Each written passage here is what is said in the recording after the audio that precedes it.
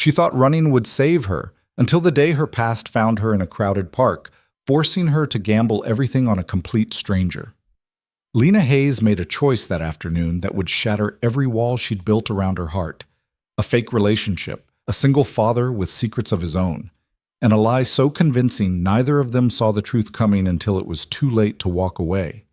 This is a story about fear, protection, and the fine line between pretending and falling. Stay with me until the end, and drop a comment with your city so I can see how far this story travels. The park smelled like roasted chestnuts and damp leaves.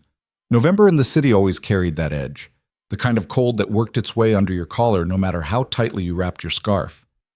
Lena Hayes sat on a green bench near the fountain, hands buried deep in her coat pockets, watching a little girl chase pigeons with the kind of fearless joy that only children possessed. She'd been coming here for 3 weeks now. Same bench, same time. Trying to reclaim something she couldn't name. Normal. Maybe that was it.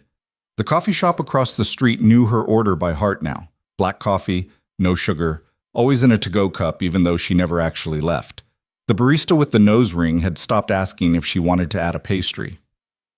Lena appreciated that. Small mercies. Her phone buzzed. She didn't look at it. It buzzed again. She pulled it out just enough to see the screen. Unknown number. Her stomach dropped like a stone through ice. Not unknown. Never really unknown. She declined the call and shoved the phone back into her pocket, but her hands were shaking now. The coffee she'd been nursing had gone cold. She set it down on the bench beside her, suddenly nauseous. He wouldn't come here. He doesn't know about this place. Except Marcus had always been good at finding her. Better than good. Obsessive. That's what the restraining order called it. Obsessive behavior. Like that sanitized language could capture what it felt like to be hunted by someone who once claimed to love you. Lena scanned the park, pulse hammering in her throat. Mothers with strollers, a group of teenagers filming something on their phones, an older man feeding ducks by the pond. And there, near the oak tree, half hidden behind a newspaper he wasn't reading, Marcus. Her breath caught. He was staring directly at her. The world narrowed to a pinpoint.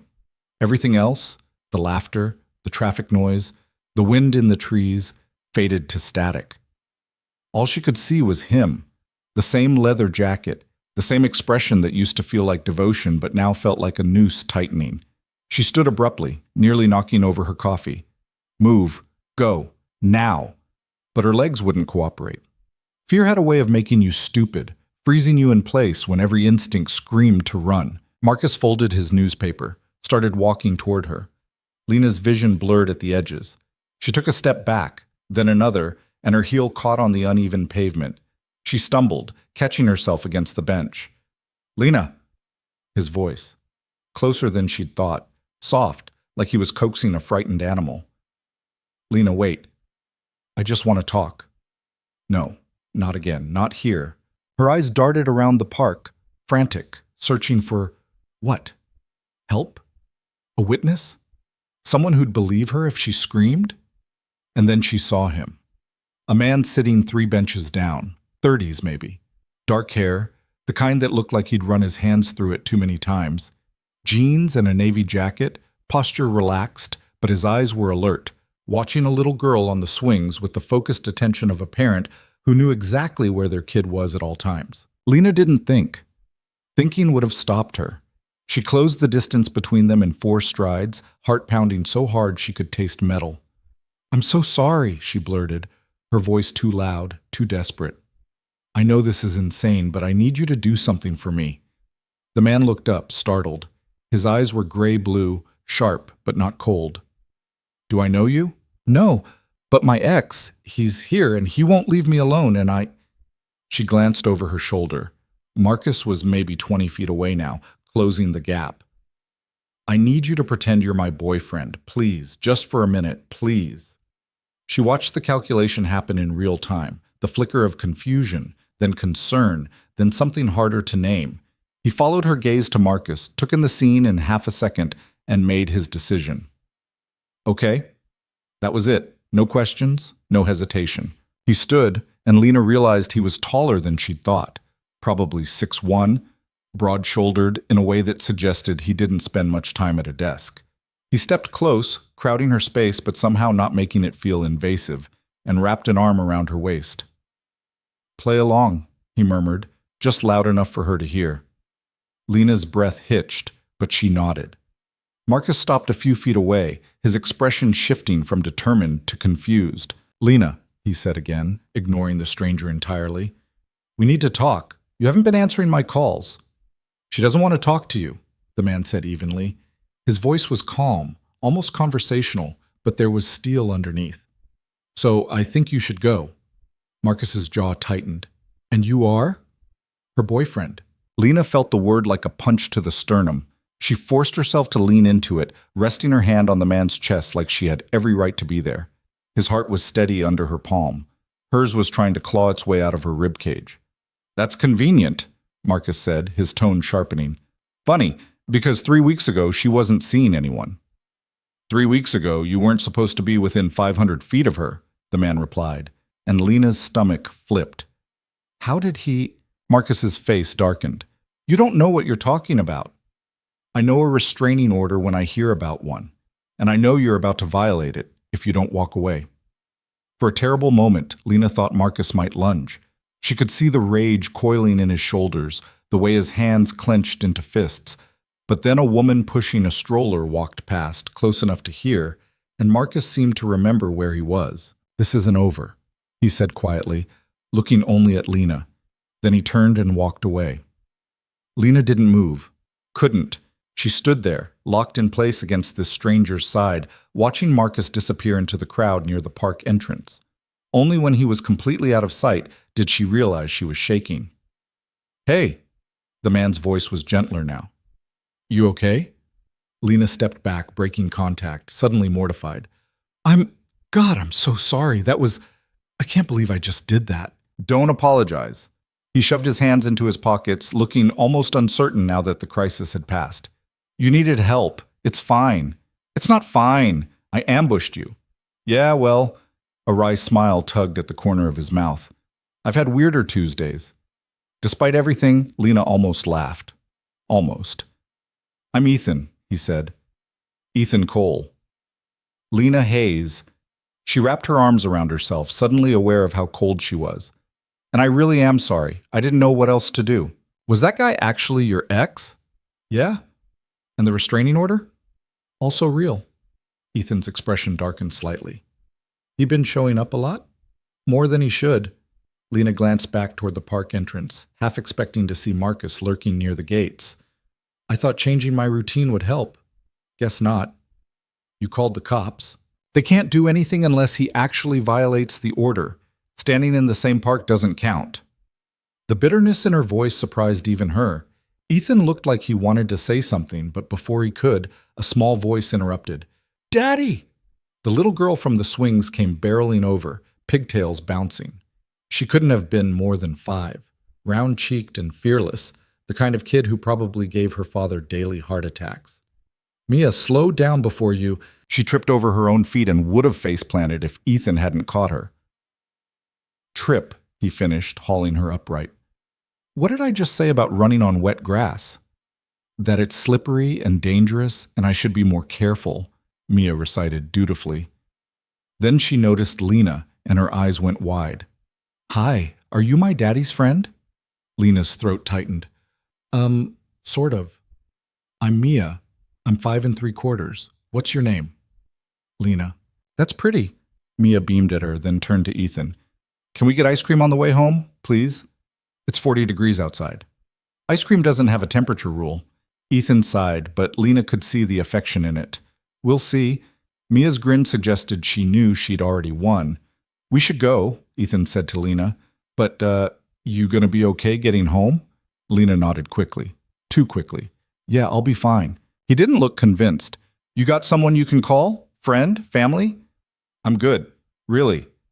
Ethan hesitated, then pulled out his phone. "Give me your number." Lena blinked. "What?" "In case that guy comes back, you shouldn't have to deal with him alone." He saw her expression and added, "Not trying to be weird, just, I've got a kid.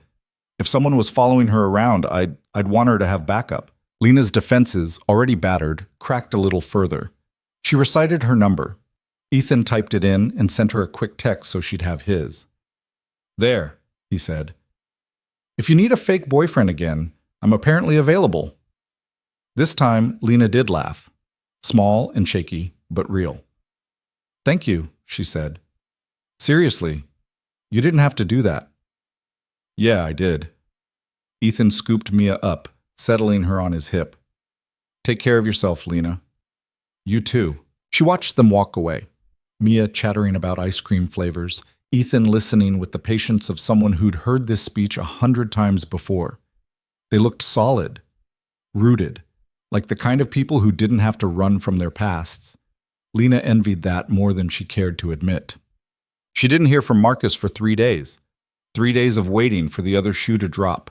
3 days of jumping every time her phone buzzed, checking over her shoulder on the subway, taking different routes home just in case. The apartment she'd moved into after the breakup was supposed to be a fresh start. Studio, 5th floor, decent neighborhood. But it had never felt like home. Just a place she slept when she could sleep. Most nights she lay awake listening to sirens and distant arguments, the baseball bat she kept by the bed a cold comfort. Her sister Claire had helped her move in, spent the first night with her, promised to check in regularly. But Claire had 2 kids and a husband who traveled for work. Lena couldn't keep leaning on her, couldn't keep being the broken one who needed saving. She'd tried therapy, sat in a beige office with a woman who nodded sympathetically and used words like trauma response and hypervigilance. It helped, sort of, gave her language for what she was feeling, but it didn't make Marcus disappear. On the 4th day, she got a text from an unknown number. I miss you. Then another. We were good together. You know we were. Then a third. Why are you doing this to us? Lena blocked the number. 20 minutes later, a new one appeared. I saw you with him. You think he cares about you? He doesn't even know you. Her hands were shaking so badly she almost dropped her phone. She thought about calling the police. But what would she say? He's texting me? They'd tell her to document it, maybe add it to her file. Maybe. Probably nothing would come of it. The restraining order was a piece of paper. It didn't stop him from thinking about her, from watching her, from finding new ways to reach her. She thought about calling Claire, but it was Tuesday afternoon and Claire would be picking up the kids from school, navigating carpool and homework and dinner prep. Lena had already disrupted her life enough during the breakup, during the court dates, during the night she'd shown up at 3 a.m. because she couldn't be alone. And then, almost without meaning to, she pulled up Ethan's contact. Her thumb hovered over the call button. This is insane. You barely know him. He was just being nice. But Marcus's words echoed in her head. You think he cares about you? Before she could talk herself out of it, she typed a message. Lena. Hey, this is probably weird, but he showed up again. Not in person, just texts. I know you said to reach out if I needed help, but I don't actually expect you to... She deleted the whole thing and started over. Lena. He's texting me from different numbers. I don't know what to do. She stared at the screen, heart pounding, and almost deleted that too. Then she hit send. The response came faster than she expected. Ethan. How many numbers? Lena. 3 so far today. Ethan. Save the screenshots. Every single one. Timestamps. Everything. Lena. I know. I'm documenting it. Ethan. Good. Have you told the cops? Lena. They can't do anything unless he actually threatens me or violates the physical proximity order. Ethan. That's bullshit. Lena. Yeah. There was a pause. Lena watched the 3 dots appear and disappear twice before the next message came through. Ethan. Where are you right now? Lena. Home. Why?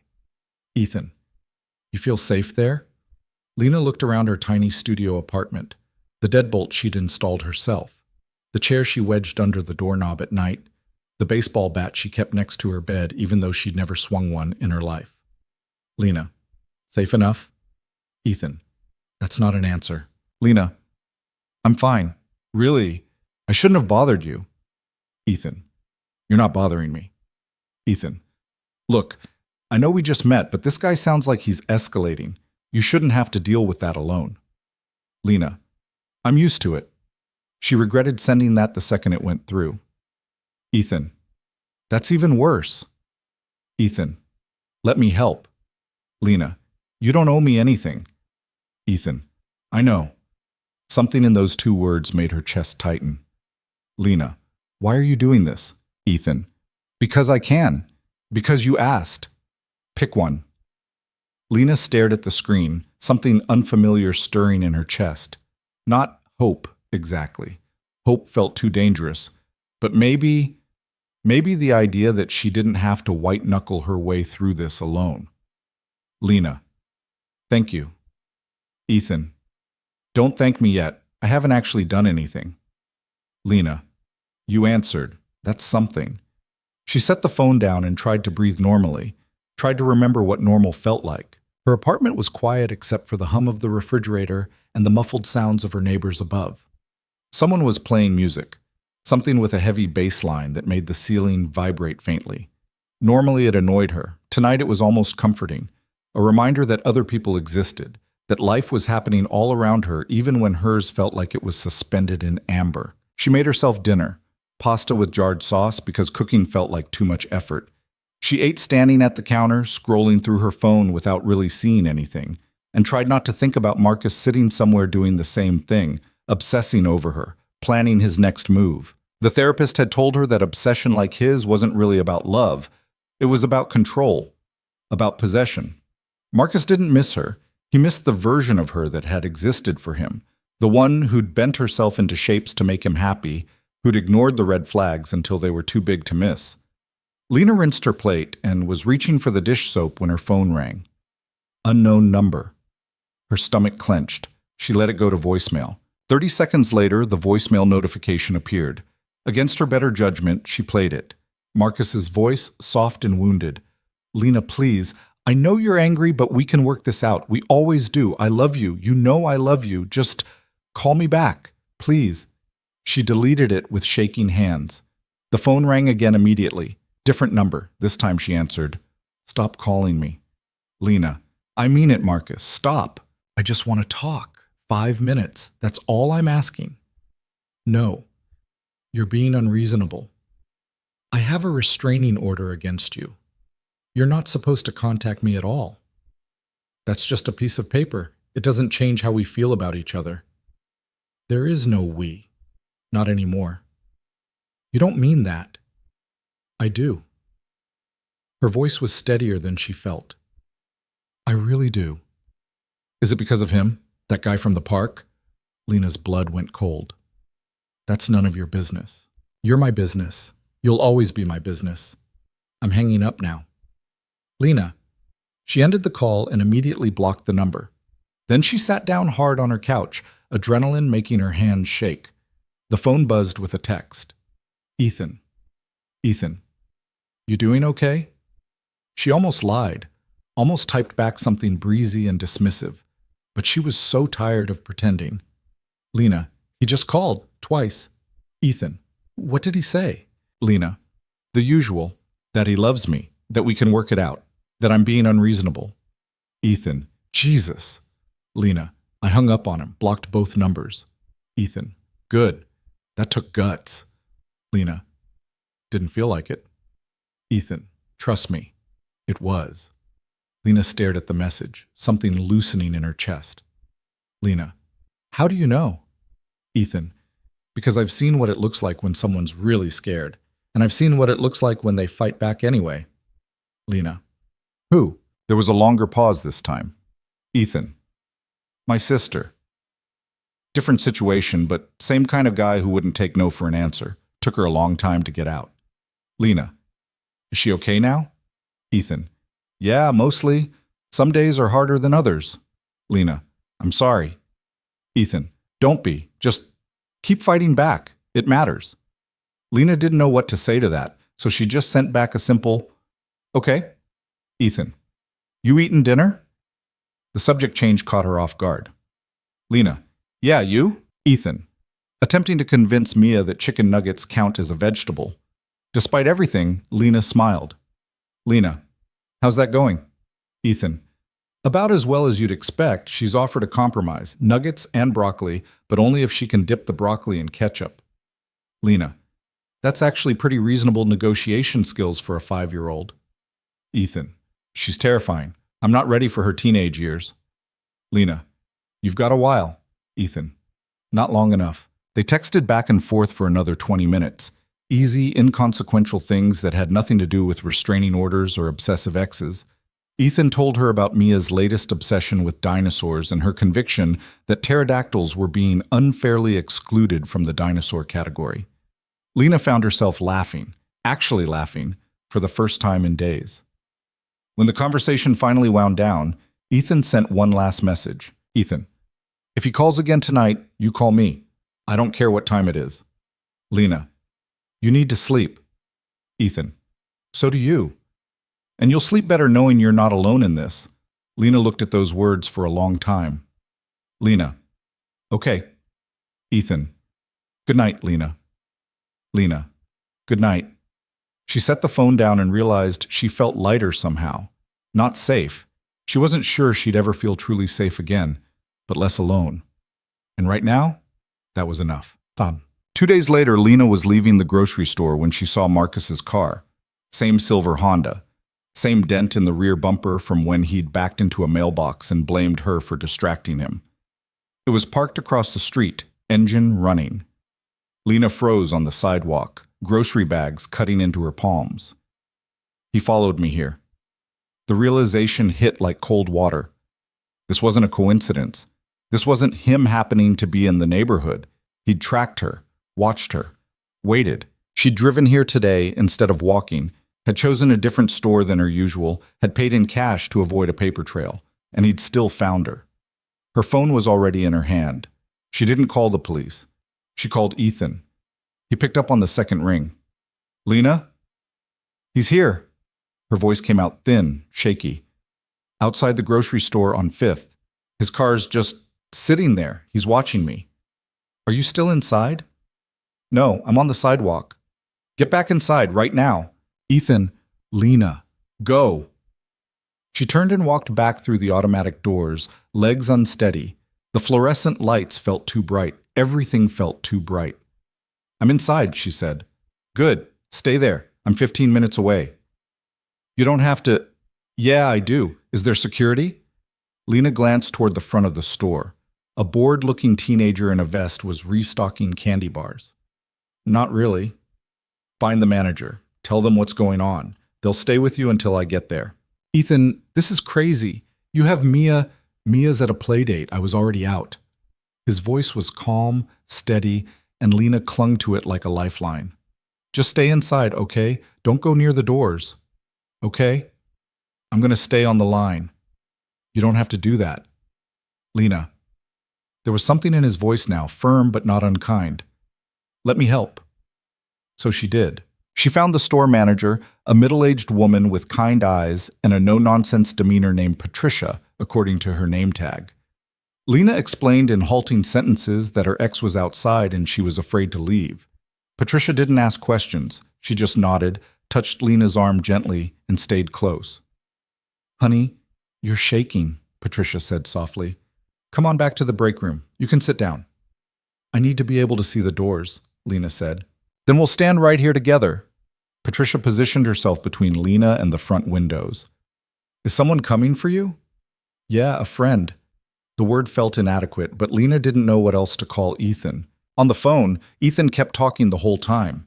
Not about Marcus, not about anything heavy, just normal things. How Mia's playdate was going with her friend Sophie, who apparently believed she was a mermaid princess and insisted on only answering to Your Highness. The disaster of a PTA meeting he'd sat through last week where parents had spent 45 minutes debating whether the school play should be The Lion King or Frozen, and had somehow ended up with Shrek as a compromise. The fact that his coffee maker had finally died after 8 years of loyal service, and he was contemplating just buying a kettle and going full French press. Mia says French press coffee tastes like dirt water, Ethan said, and Lena could hear the smile in his voice. I asked her how she knew what dirt water tasted like, and she went very quiet.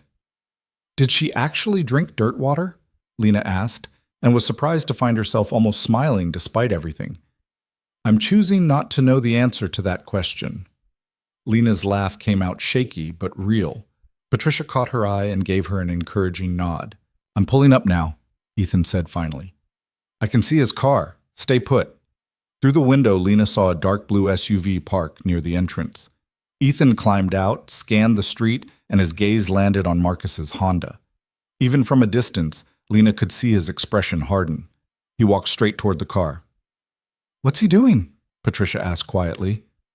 "I don't know," Lena whispered. Ethan stopped next to the driver's side window and knocked. Lena couldn't hear what he said, but she saw Marcus's face through the windshield.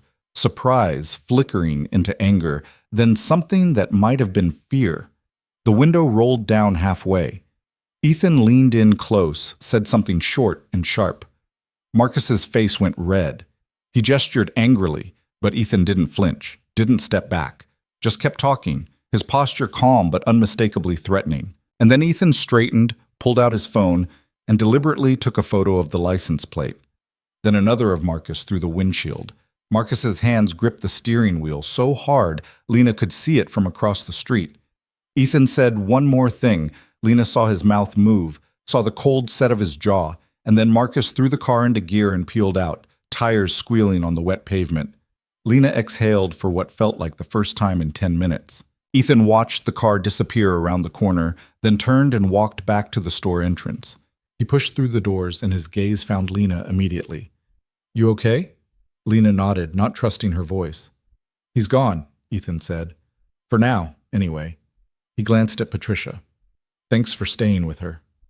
"Of course." Patricia gave Lena's shoulder a gentle squeeze. "You be safe, honey. And if he comes back, you call the police right away." "I will, thank you." When Patricia had returned to her duties, leaving them in relative privacy near the produce section, Ethan said quietly, "I got his plate number and photos. You can add those to your file with the police." "What did you say to him?" Ethan's jaw tightened. "That if he came near you again, I'd make sure every cop in the city knew his face. That I had his plate, his make and model, and now photos of him stalking you outside a grocery store." He paused. "And that if the law wouldn't stop him, I'd find other ways to make his life very uncomfortable." Lena's throat closed up. "Ethan, I know, that was probably out of line, but I'm not sorry." "Thank you," Lena managed. "Come on," Ethan said. "I'll give you a ride home. We can come back for your car later." "You really don't have to, Lena." He met her eyes, and for the first time she saw something raw there beneath the calm. "Stop trying to do this alone." So she let him drive her home. They didn't talk much on the way. Lena stared out the window, watching the city blur past, and tried to remember the last time someone had shown up for her like this. No questions, no conditions, no keeping score, just showed up. She couldn't. Her father had left when she was 12. Her mother had done her best, but was always working, always tired, always stretched too thin. Claire had been there, but Claire had her own life, her own struggles. And the men Lena had dated before Marcus, they'd been nice enough, but none of them had ever made her feel like she mattered quite this much. Marcus had made her feel like she mattered. That was the trap. He'd been attentive, devoted, overwhelming in his affection. It had felt like love. It had felt like finally being seen, until it didn't. Until the attention became surveillance, until devotion became possession, until love became a cage she couldn't escape. When Ethan pulled up outside her building, he put the car in park but didn't turn off the engine. "You should probably change your routine again," he said. "Different grocery store, different times. Make it harder for him to track you." "Yeah," Lena's voice was hollow. "I know." She'd been changing her routine for months. Different coffee shops, different routes to work, different everything. But Marcus always found her, like he had some kind of radar, some sixth sense for where she'd be. "And if he shows up again, I'll call you." Ethan looked at her for a long moment. His hands rested on the steering wheel, and Lena noticed for the first time that he wore a watch, but no wedding ring. There was a faint tan line where one used to be. "Why?" The question slipped out before she could stop it. "Why do you care?" Ethan's expression shifted, something unreadable crossing his face. He was quiet for so long Lena thought he might not answer. "My sister, the one I mentioned, her ex put her in the hospital before she finally got away from him," he said finally. "Fractured ribs, concussion, broken wrist. And I knew. I'd known for months that something was wrong, but I didn't push hard enough, didn't show up when I should have." His knuckles whitened on the steering wheel. "So when I see someone who needs help, I show up. Because I didn't before, and I'll regret that for the rest of my life." Lena felt something crack open in her chest. That wasn't your fault, she said quietly. Maybe not, but I could have done more. He finally looked at her. So that's why I care. Because nobody should have to be that scared, and because you asked for help. That takes more guts than most people have. Lena didn't feel gutsy. She felt like she was barely holding it together with duct tape and denial. Thank you, she said again, because what else was there to say? Anytime. He reached into the center console and pulled out a business card. That's got my office number too in case you can't reach me on my cell. I work from home most days, so I'm usually around. What do you do? Lena realized she'd never asked. Freelance graphic design. Nothing glamorous, but it pays the bills and lets me be there when Mia gets home from school. That's really great, actually, that you can do that. Yeah, her mom... He stopped, seemed to reconsider. It's just me and Mia. Has been for a while, so the flexibility helps. Lena heard the weight in those words, the careful omission. She didn't push. She climbed out of the car, grocery bags in hand. Patricia had insisted on keeping them in the store refrigerator so nothing would spoil, and watched Ethan drive away. And for the first time in months, she didn't feel quite so alone. That night, Lena's phone stayed blessedly quiet. No calls from unknown numbers, no texts, no voicemails. She almost didn't trust it. She made dinner, actual dinner, chicken and vegetables instead of pasta from a jar, and ate at her tiny table instead of standing at the counter. She put on music, something soft and instrumental that didn't require her to think. She took a shower without bringing her phone into the bathroom, without checking it every 30 seconds. It felt like exhaling after holding her breath for days. Around 9, her phone buzzed. She tensed automatically, but it was just Claire. Claire, haven't heard from you in a few days. You okay? Lena stared at the message, trying to decide how much to say. Lena, yeah, I'm okay. Marcus showed up at the park last week, but someone helped me. Claire. Someone? Who? Are you seeing someone? Lena, no. Just a guy who was there with his daughter. He pretended to be my boyfriend to get Marcus to leave. Claire. And then what? Lena. And then Marcus started texting from different numbers and showed up outside the grocery store yesterday. Claire. Lena. Claire. Did you call the police? Lena. I'm documenting everything, but they can't do much unless he actually threatens me or gets too close. Claire. This is bullshit. Lena. I know. Claire. What about this guy? The one from the park? Lena. What about him? Claire. Is he still helping you? Lena hesitated. Lena. Yeah, he drove off Marcus yesterday and gave me his number in case I need backup. Claire. That's actually really nice. Claire. Also slightly concerning. You don't know this guy. Lena. I know, but he seems genuinely trying to help. He's got a daughter. He works from home. He's just normal. Claire. Normal guys don't usually step in like that. Lena. His sister was in a bad relationship. I think it hits close to home for him. There was a pause. Claire. Okay, but please be careful. I don't want you trading one problem for another. Lena. I'm being careful, promise. Claire.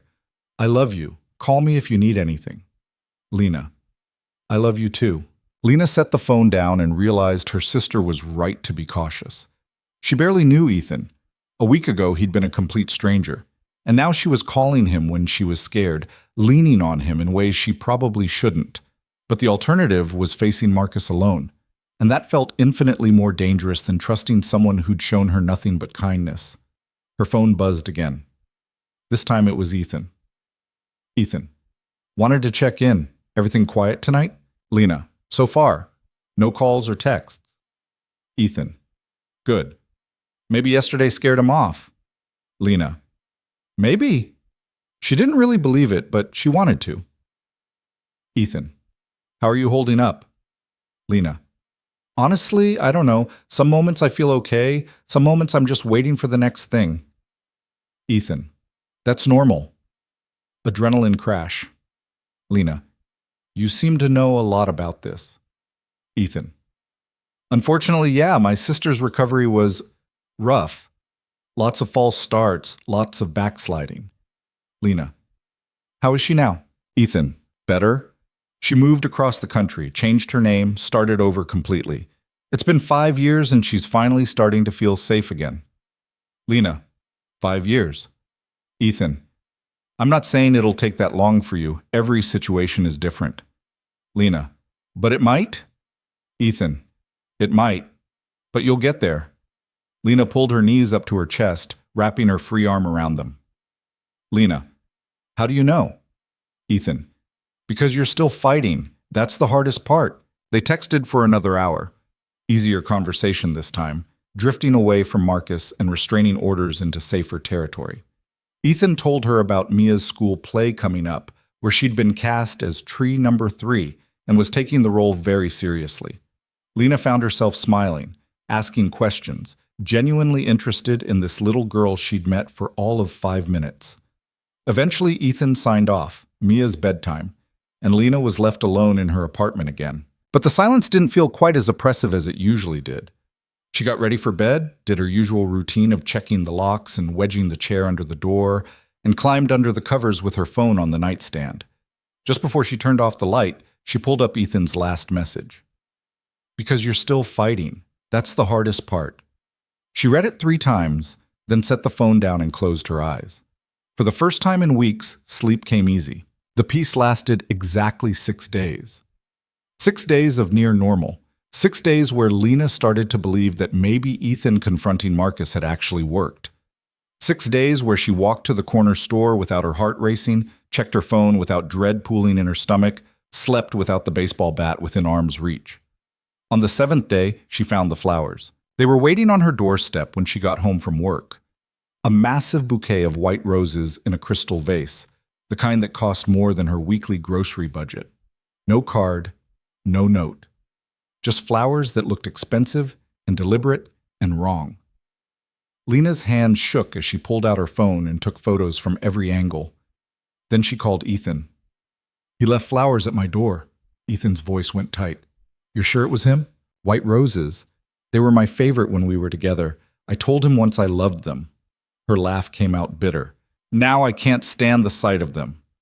Don't touch them. I'm coming over. Ethan, you don't have to. Lena. His tone left no room for argument. I'm already in the car.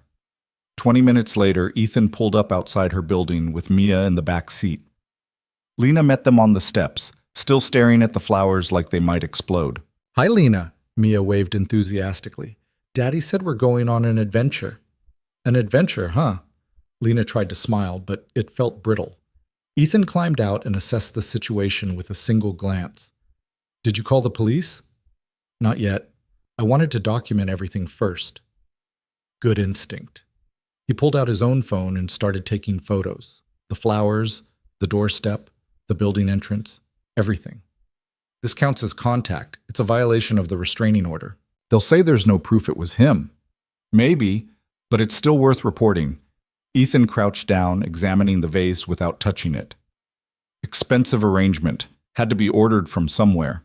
There might be a receipt trail. Lena hadn't thought of that. You think they'd tell us where it came from?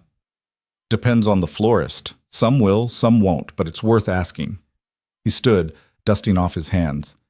You have gloves? We should move these away from your door. Why gloves? Fingerprints, just in case. The clinical way he said it made Lena's stomach turn. This was her life now. Fingerprints and evidence collection and treating flowers like crime scene material. She retrieved rubber gloves from under her kitchen sink and together they moved the vase to the building's storage room in the basement.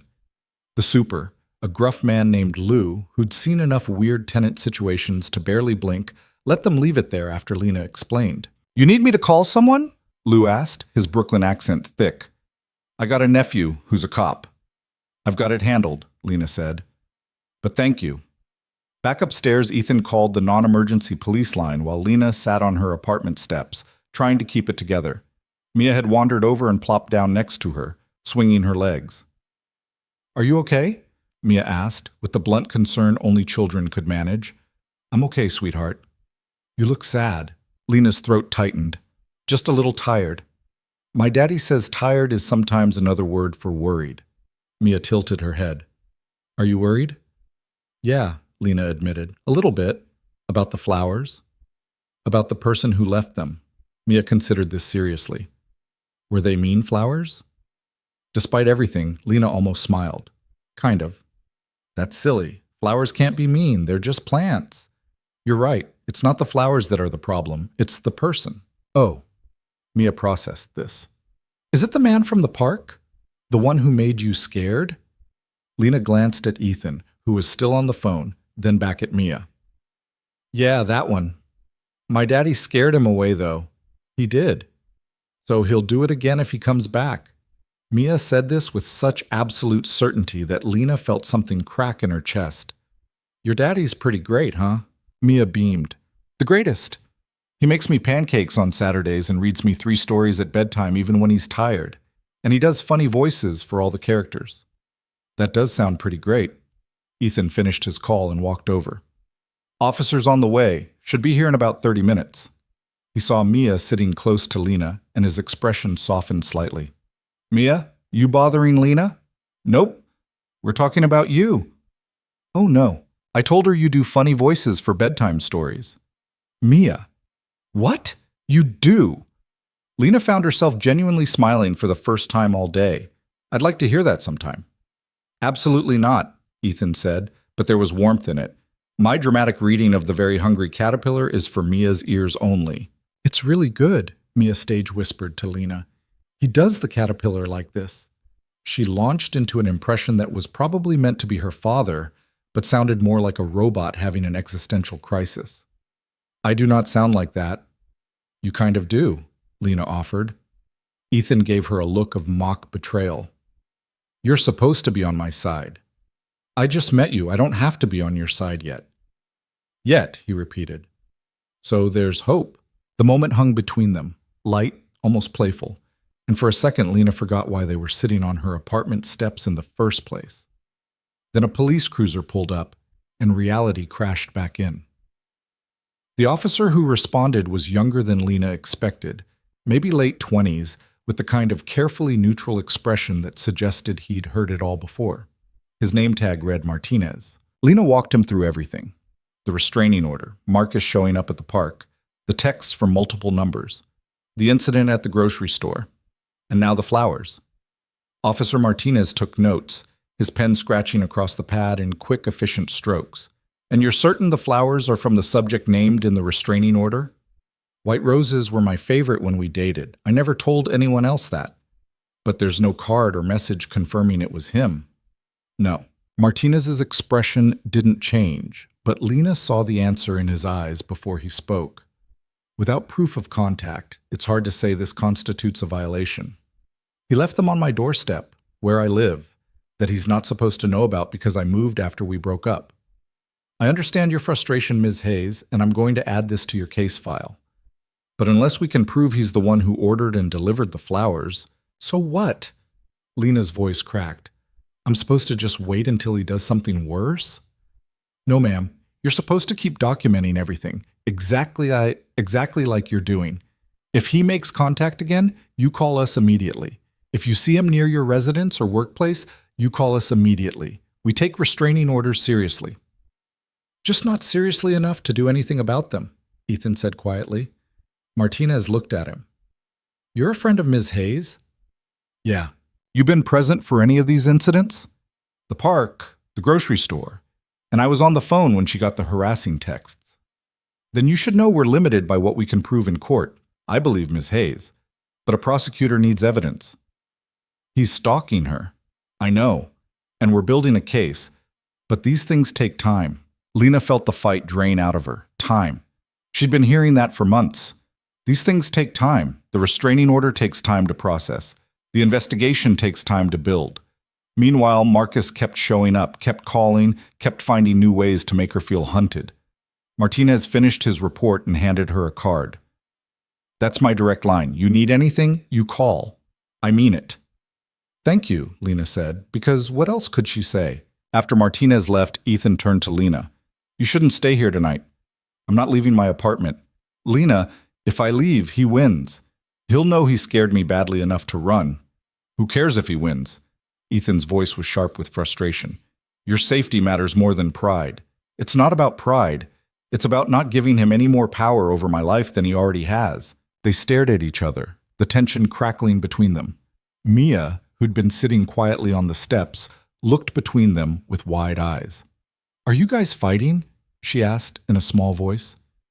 Ethan's expression immediately softened. "No, sweetheart, we're just disagreeing." "It sounds like fighting." "Sometimes grown-ups disagree loudly," Lena said gently. "But we're okay." Ethan scrubbed a hand over his face. "Look, at least let me check your locks. Make sure everything's secure." Lena hesitated, then nodded. "Okay." She let him into her apartment, the first time he'd been inside. She saw him take it in with a single sweep: the studio layout, the deadbolt she'd installed herself, the chair by the door, the baseball bat leaning against the wall by her bed. He didn't comment on any of it, just checked the windows, tested the locks, examined the fire escape access. "Your window locks are garbage," he said finally. "Anyone could jimmy these open with a credit card." "I know. The landlord said he'd replace them, but that was 3 months ago. I can install better ones. Won't take long." "Ethan, you've already done so much. Hardware stores open until 9. I can have new locks on these windows before Mia's bedtime." Lena wanted to argue, wanted to insist she could handle it herself, but she was tired of handling everything herself. "Okay," she said quietly. "Thank you." Ethan's expression gentled. "You don't have to thank me every time." "Yeah, I do." He studied her for a moment, something shifting in his eyes. Then he pulled out his phone. "Let me make a call. See if I can get someone to watch Mia for a couple hours." "No, don't. Bring her with you. She can hang out here while you work." "You sure?" "Yeah, it'll be nice to have the company." So that's how Lena ended up with a 5-year-old sitting at her kitchen counter, coloring in a Disney princess coloring book Ethan produced from the apparently bottomless supply of kid entertainment in his car while he went to buy window locks. "Do you like Elsa or Anna better?" Mia asked, not looking up from her careful coloring. "I don't know. I haven't seen Frozen in a while." Mia's head shot up, scandalized. "You haven't seen it in a while? You have to watch it all the time. It's the best movie ever made." "Better than Shrek?" "Way better. Shrek is funny, but Frozen has sisters and magic and a talking snowman." Mia returned to her coloring. "I don't have a sister, just me and Daddy." "Yeah? What about your mom?" The question was out before Lena could stop it. Mia's crayon paused. "She lives far away. I don't see her much." "I'm sorry." Mia shrugged, a gesture too adult for her small frame. "It's okay. Daddy says some people aren't good at being parents, and that's not the kid's fault." Lena felt her throat close. "Your daddy's right. He's right about most things, except vegetables. He thinks I need to eat them every day, but I think that's too much. Vegetables are important, though." "That's what he says. You're supposed to be on my side," Lena laughed. "I barely know you. I don't have to be on your side yet." "Yet," Mia repeated, grinning. "That's what Daddy said, too." They colored together until Ethan returned, arms full of hardware store bags. He got to work immediately, and Lena watched him install new locks on both windows with the efficiency of someone who'd done this before. "You're good at this," she observed. "Had to learn. My apartment was broken into a few years back, right after Mia was born. Nobody was home, thank God, but it scared the hell out of me. Spent a month upgrading every lock and window in the place." "Did they catch who did it?" "Nope. Just some junkie looking for stuff to sell, probably. But it taught me that those basic apartment locks aren't worth anything." He finished the first window and moved to the second. Mia had abandoned her coloring and was now sprawled on Lena's couch, watching a cartoon on Lena's laptop with rapt attention. "She's good," Lena said quietly, watching the girl. "When she wants to be." Ethan's voice carried affection. "Other times she's a tiny tornado." "How long have you been doing this alone?" 3 years. Mia's mom left when she was 2. Just decided she didn't want to be a parent anymore and took off." He said it matter-of-factly, but Lena heard the old hurt underneath. "I came home from work one day, and she was gone. Left a note saying she couldn't do it anymore." "That's awful." "Yeah, it took me a while to stop blaming myself, wondering what I could have done differently." "It wasn't your fault. I know that now. Doesn't change the fact that Mia's growing up without a mother. She's growing up with a father who loves her. That counts for a lot. Ethan glanced at her, and something passed between them. Understanding, maybe. Recognition. Your dad around? He asked. Nope. Left when I was 12. Haven't heard from him since. I'm sorry. Don't be. We were better off without him anyway. He drank too much, worked too little, blamed everyone else for his problems. Lena leaned against the wall. My mom worked 2 jobs to keep us afloat. My sister Claire basically raised me. That why you're close? Yeah, she's the one who helped me leave Marcus. Let me stay with her for 2 months while I got back on my feet. Went with me to every court date. Lena's voice softened. I don't know what I would have done without her. You would have figured it out. You're stronger than you think. I don't feel strong. Nobody does, but you left. You got a restraining order. You're rebuilding your life. That's strength. Lena wanted to believe him. Some days she almost did. Ethan finished the second window lock and tested it twice. There, that should hold. Thank you. Stop thanking me. Make me. The words came out flirtier than she'd intended. Ethan's eyes met hers, and for a second the air between them shifted, charged with something neither of them seemed ready to name. Then Mia called out, Daddy, I'm hungry. The moment broke. We should go, Ethan said. Let you get some rest.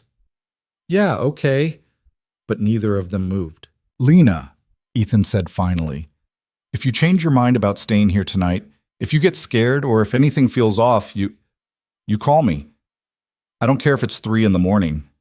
I know. I mean it. I know, Ethan. He held her gaze a moment longer, then turned to collect Mia and her scattered coloring supplies.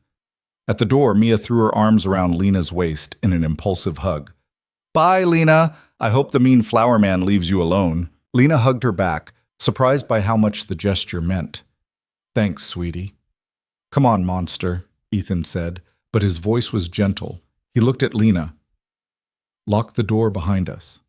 I will. And check the windows. Ethan. Sorry, occupational anxiety. Occupational anxiety? Being a single parent. You develop it after about 3 seconds. Lena smiled despite herself. Get out of here. Your daughter needs dinner. After they left, Lena locked the door, both the knob lock and the deadbolt, and wedged the chair under the handle. She checked the new window locks twice. They were solid, professional grade, the kind that would actually stop someone from breaking in. She should have felt safer. Instead, she felt exhausted. Her phone buzzed. Unknown number. Her stomach dropped, but when she opened it, it was just a spam text about extended car warranties. She blocked it anyway, just to be safe. Then another text came through, this time from Ethan. Ethan. Mia wants to know if you like chicken nuggets. Lena. Who doesn't like chicken nuggets? Ethan. Apparently that's the right answer. You've been approved as a friend. Lena. There was an approval process? Ethan. Rigorous. She's very selective. Lena. I'm honored. Ethan. You should be. Last person to make the cut was Sophie, and that took 6 months. Lena smiled at her phone, then caught herself. This was getting complicated. Ethan wasn't just helping her anymore. He was becoming part of her life. And Mia, with her gap-toothed grin and absolute certainty that her father could fix anything, was worming her way into Lena's carefully guarded heart. She should probably be more careful. Put up more walls. Protect herself. But she was so tired of walls. Lena, tell Mia thank you for hanging out with me tonight. Ethan. She said, and I quote, anytime. Lena's nice and she doesn't make me eat broccoli. Lena, I see her priorities are in order. Ethan. You're a bad influence. Lena. I haven't even fed her yet. Ethan. That's how I know you'll be trouble. The easy banter felt good, normal, like something that belonged in the life Lena was trying to build, not the one she was running from. Lena. Thanks again for tonight. The locks, the police report, all of it. Ethan. Stop thanking me. Lena. Make me. This time she meant it to sound flirty, meant to test the waters of whatever was building between them. The 3 dots appeared, disappeared, appeared again. Ethan. Get some rest, Lena. Ethan. I'll check in tomorrow. Not quite a retreat, but not quite an advance either. Lena wasn't sure if she felt relieved or disappointed. She got ready for bed, going through her nightly routine with mechanical precision. Shower, pajamas. Check the locks again. Baseball bat within reach. But tonight, with the new window locks installed and Ethan's number in her phone, she didn't feel quite so much like prey. She fell asleep thinking about Mia's laugh and the way Ethan's eyes had softened when he looked at his daughter. About the possibility that maybe, just maybe, she was allowed to want more than just survival. The flowers in the basement storage room could wait until morning. The next 2 weeks fell into a rhythm that felt almost sustainable. Marcus stayed quiet. No calls, no texts, no appearances. Lena started to breathe a little easier, though she never fully let her guard down. And Ethan kept showing up, not in a smothering way, just there. A text in the morning to check in, an offer to grab coffee when she mentioned she'd be near his neighborhood, an invitation for her to join him and Mia at the park on Saturday, casual and low pressure. Lena said yes to the park. It felt like crossing a line, but she didn't know how to explain that to Ethan without making it weird. This wasn't a date. It was just 3 people spending time together on a sunny Saturday afternoon, except it felt like more. Mia ran ahead to the swings, leaving Lena and Ethan to follow at a slower pace. "She's got energy for days," Ethan said, watching his daughter pump her legs to go higher. "I don't know where it comes from. I remember being like that. My sister used to say I had a battery pack instead of a soul." "Sounds about right." Ethan glanced at her. "How are you?" "Really?" "Better. The quiet's been nice." "Think he gave up?" "No, but I'll take the reprieve while I can get it." They sat on a bench near the swings, close enough to watch Mia, but far enough to give her space. The park was crowded with weekend families, parents pushing strollers, kids shrieking on the playground, teenagers clustered by the basketball court. Normal life happening all around them. "Can I ask you something?" Lena said.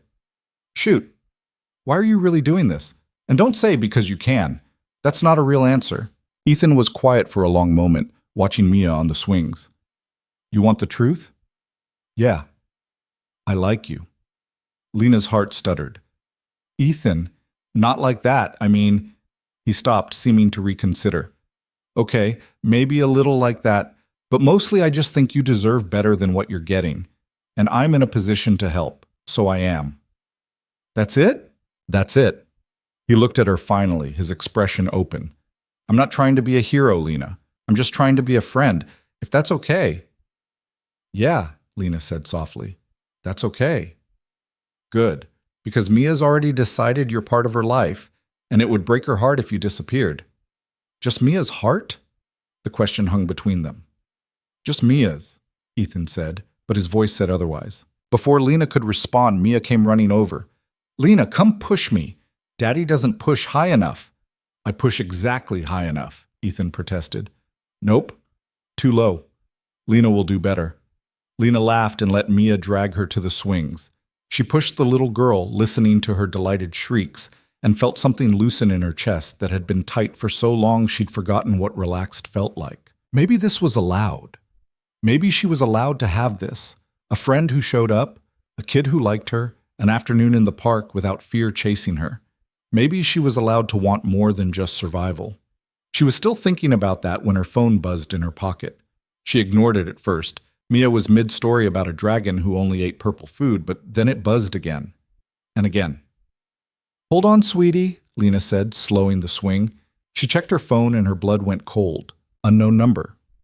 3 texts. "I see you found someone new. Does he know what you're really like? Does he know you're mine?" A 4th text came through as she stared at the screen. A photo. Of her. Right now. In the park. Pushing Mia on the swing. Lena's hand started shaking so hard she almost dropped the phone. "Lena?" Ethan was beside her instantly. "What's wrong?" She couldn't speak. Could only hand him the phone. His face went dark as he read the messages. Then he looked up, scanning the park with sharp, calculating eyes. "Take Mia," he said quietly. "Get to my car. Now." "Ethan? Now, Lena." She didn't argue. She grabbed Mia's hand, the girl's smile fading as she picked up on the adult's tension, and walked as calmly as she could toward the parking lot. Behind her, Lena heard Ethan on his phone with the police. And somewhere in the crowd of weekend families, Marcus was watching. Lena's legs felt like they might give out before she reached the car. Mia's hand was small and warm in hers, the girl mercifully quiet as they crossed the parking lot. Behind them, Ethan's voice carried sharp and clear as he gave the dispatcher their location. Gray sedan 2 rows back from the entrance. We're getting in now. Lena fumbled with his door handle, her fingers clumsy with adrenaline. The SUV chirped as Ethan unlocked it remotely, still 20 feet away. She got Mia into her booster seat, hands shaking so badly she struggled with the buckle. Lena, you're hurting my arm, Mia said quietly. Sorry, baby, sorry. Lena forced herself to loosen her grip, to breathe. Just need to get you safe. Is the mean man here? I don't know. Ethan reached the car and immediately started scanning the parking lot, his phone still pressed to his ear. Yeah, she's got the photos, taken within the last 5 minutes. He paused. I don't care what your protocol is. He's here right now watching us. Send someone. He ended the call and turned to Lena. Get in. She climbed into the passenger seat. Ethan started the engine and pulled out of the parking space, driving with controlled precision toward the park entrance. His eyes never stopped moving, checking mirrors, scanning faces, looking for Marcus in the Saturday afternoon crowd. Do you see him? Lena's voice came out thin. No, but he's here somewhere. They drove in silence for several blocks. Mia had gone quiet in the back seat, picking up on the tension radiating from both adults. Finally, Ethan pulled into a coffee shop parking lot and cut the engine. What are we doing? Lena asked, making sure we're not being followed. He watched the street behind them for a full minute. No gray sedan, no familiar face. Okay, I think we're clear. You think? Lena. He turned to face her fully. I need you to be honest with me. How dangerous is this guy? I don't know. He's never been violent with me, just controlling, possessive, but the way he's escalating, her voice cracked. I don't know what he's capable of anymore. Ethan's jaw tightened. Did the officer you talked to before, Martinez, did he take this seriously? As seriously as he could, but there's a difference between taking it seriously and being able to do something about it. Yeah. Ethan pulled out his phone and pulled up the photos Marcus had sent. His expression darkened as he studied them.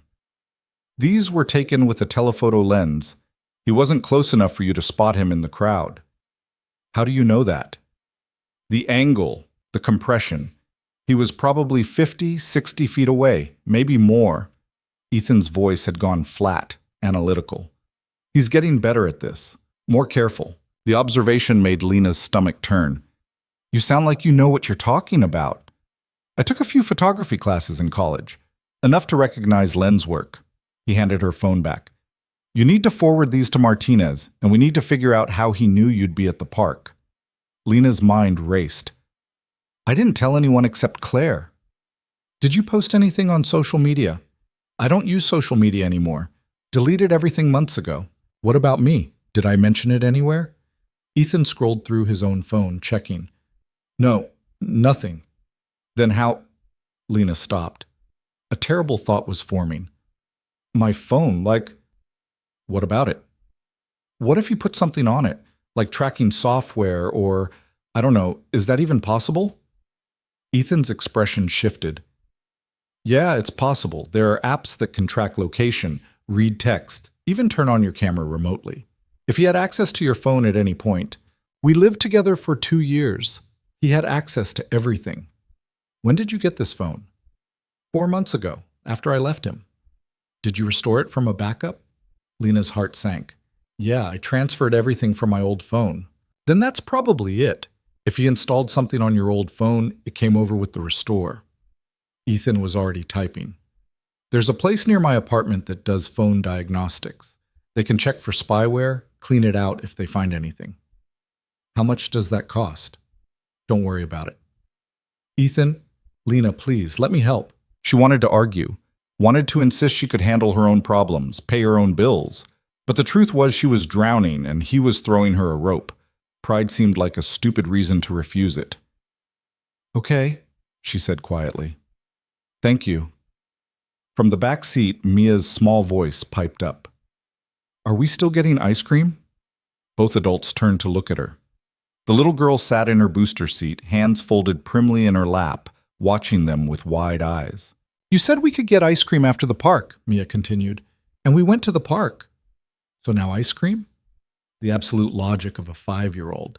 Despite everything, Lena felt a laugh bubble up. She's got a point, Lena said. Ethan looked torn between exasperation and affection. Mia, now's not really the best time. But you promised, and you said promises are important. I did say that. So ice cream? Ethan glanced at Lena, who shrugged. I could actually use some ice cream. You're both ganging up on me. Is that a yes? Mia asked hopefully. That's a yes. But we're getting it to go and eating it at home. Deal! 20 minutes later, they were sitting in Ethan's living room, eating ice cream straight from the container. Mia had claimed the entire pint of mint chocolate chip and was working her way through it with single-minded determination. Lena had her phone in one hand and a spoon in the other, forwarding the photos to Officer Martinez along with a detailed message about what had happened. Ethan's apartment surprised her. She'd expected something sparse and utilitarian, the domain of a single dad too busy to care about decor.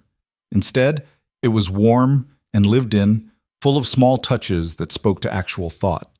Framed photos on the walls, most of them featuring Mia at various ages.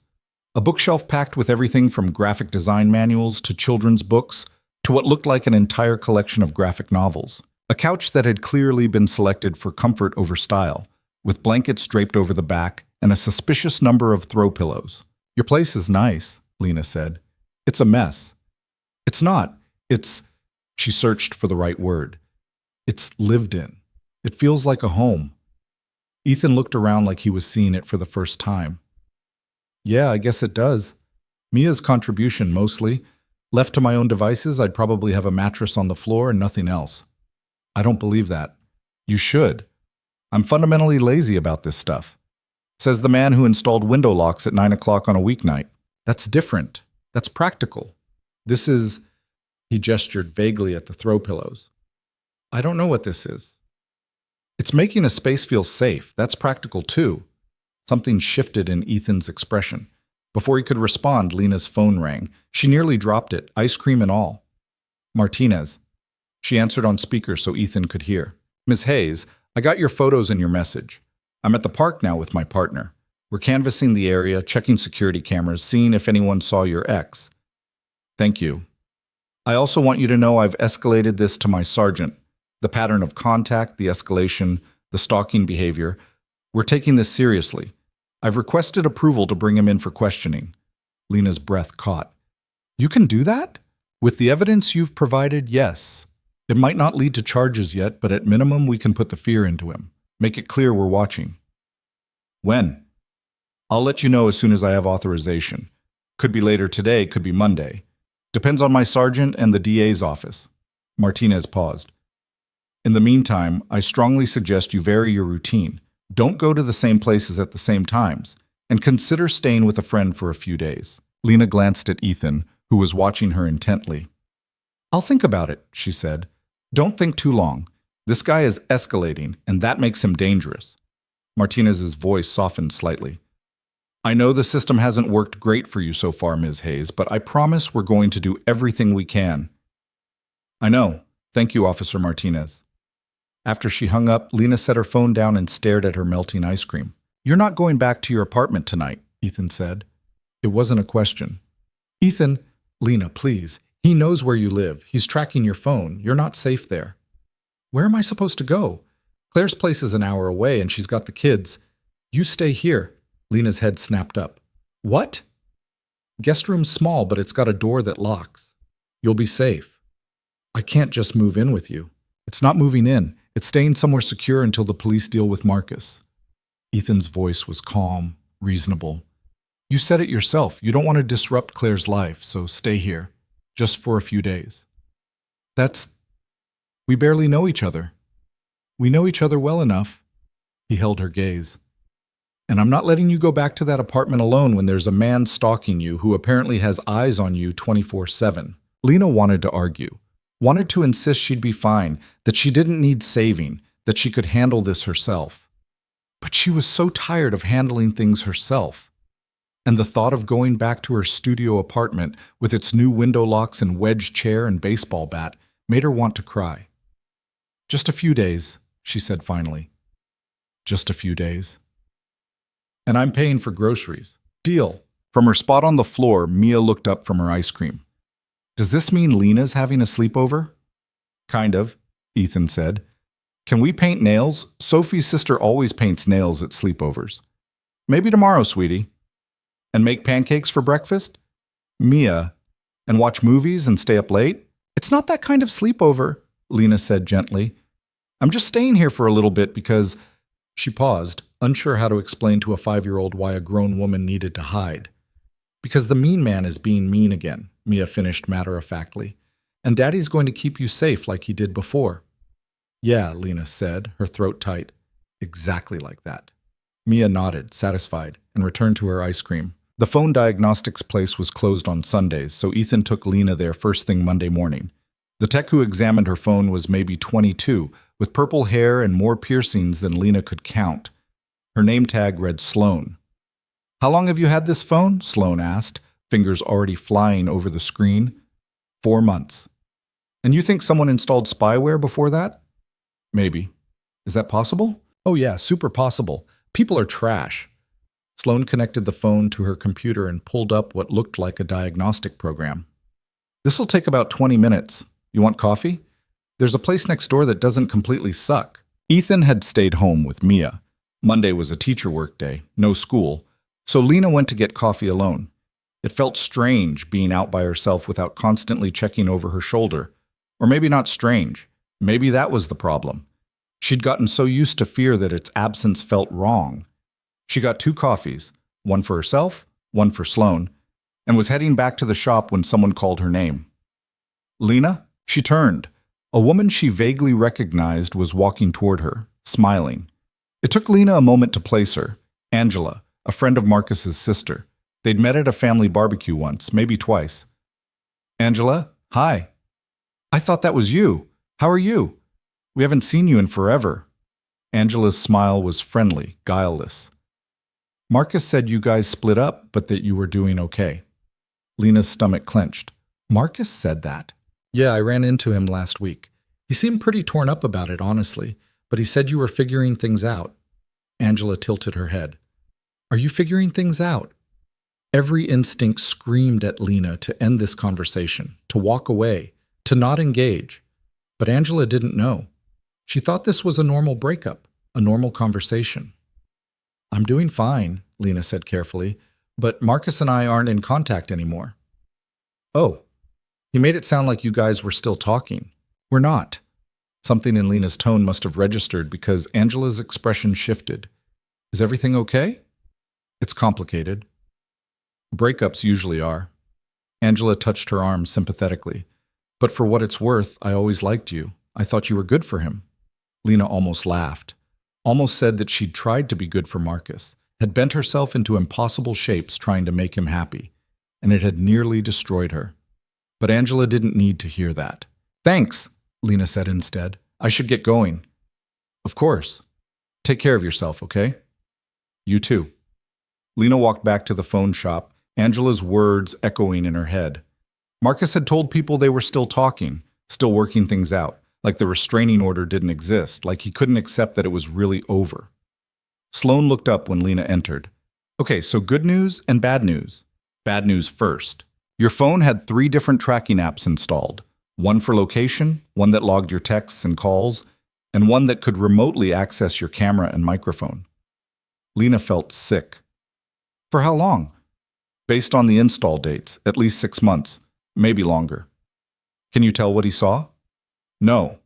But he could have seen everything, every text, every call, every place you went. If he wanted to, he could have been watching you through your camera and you'd never know. The violation of it hit Lena like a physical blow. All those months, thinking she had privacy, thinking she was safe in her own apartment, and Marcus had been there the whole time, invisible, watching. You said there was good news? Yeah, I removed all of them. Your phone's clean now. I also installed some security software that'll alert you if anyone tries to install anything else remotely. Sloan handed the phone back. You should also change all your passwords, email, social media if you use it, banking, everything. I deleted all my social media.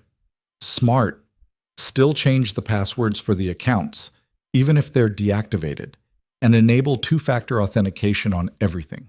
Lena paid. Sloan refused to charge full price, saying something about the patriarchy can eat it, and walked out into the morning sunlight feeling scraped raw. Marcus had been in her phone, in her life, watching her every move for months. She called Ethan. "How'd it go?" he asked. "3 apps. Location tracking, text logging, camera access. For at least 6 months." Ethan swore. "Jesus, Lena." "Yeah." Her voice sounded hollow, even to her own ears. "She cleaned it all out." "But he saw everything, Ethan. Every text, every call. He probably watched me through my camera." "I'm going to kill him. Please don't. I can't visit you in prison." "I'd make it look like an accident." Despite everything, Lena almost smiled. "Thank you for the thought." "You coming back?" "Yeah, I need to swing by my apartment and grab some clothes first." "I'll come with you." "You don't have to." "Lena," she sighed. "Fine. Pick me up at the phone shop." Ethan and Mia arrived 20 minutes later. The little girl had insisted on coming along, apparently under the impression that this was some kind of adventure.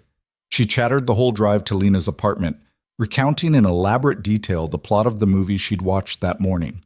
And then the princess said she didn't need a prince to save her because she could save herself. And I think that's very smart, because why would you wait for someone else when you can just do it? "Very smart," Lena agreed. "That's what Daddy says too. He says I should learn to do things myself so I'm not waiting around for boys." "Your daddy's right."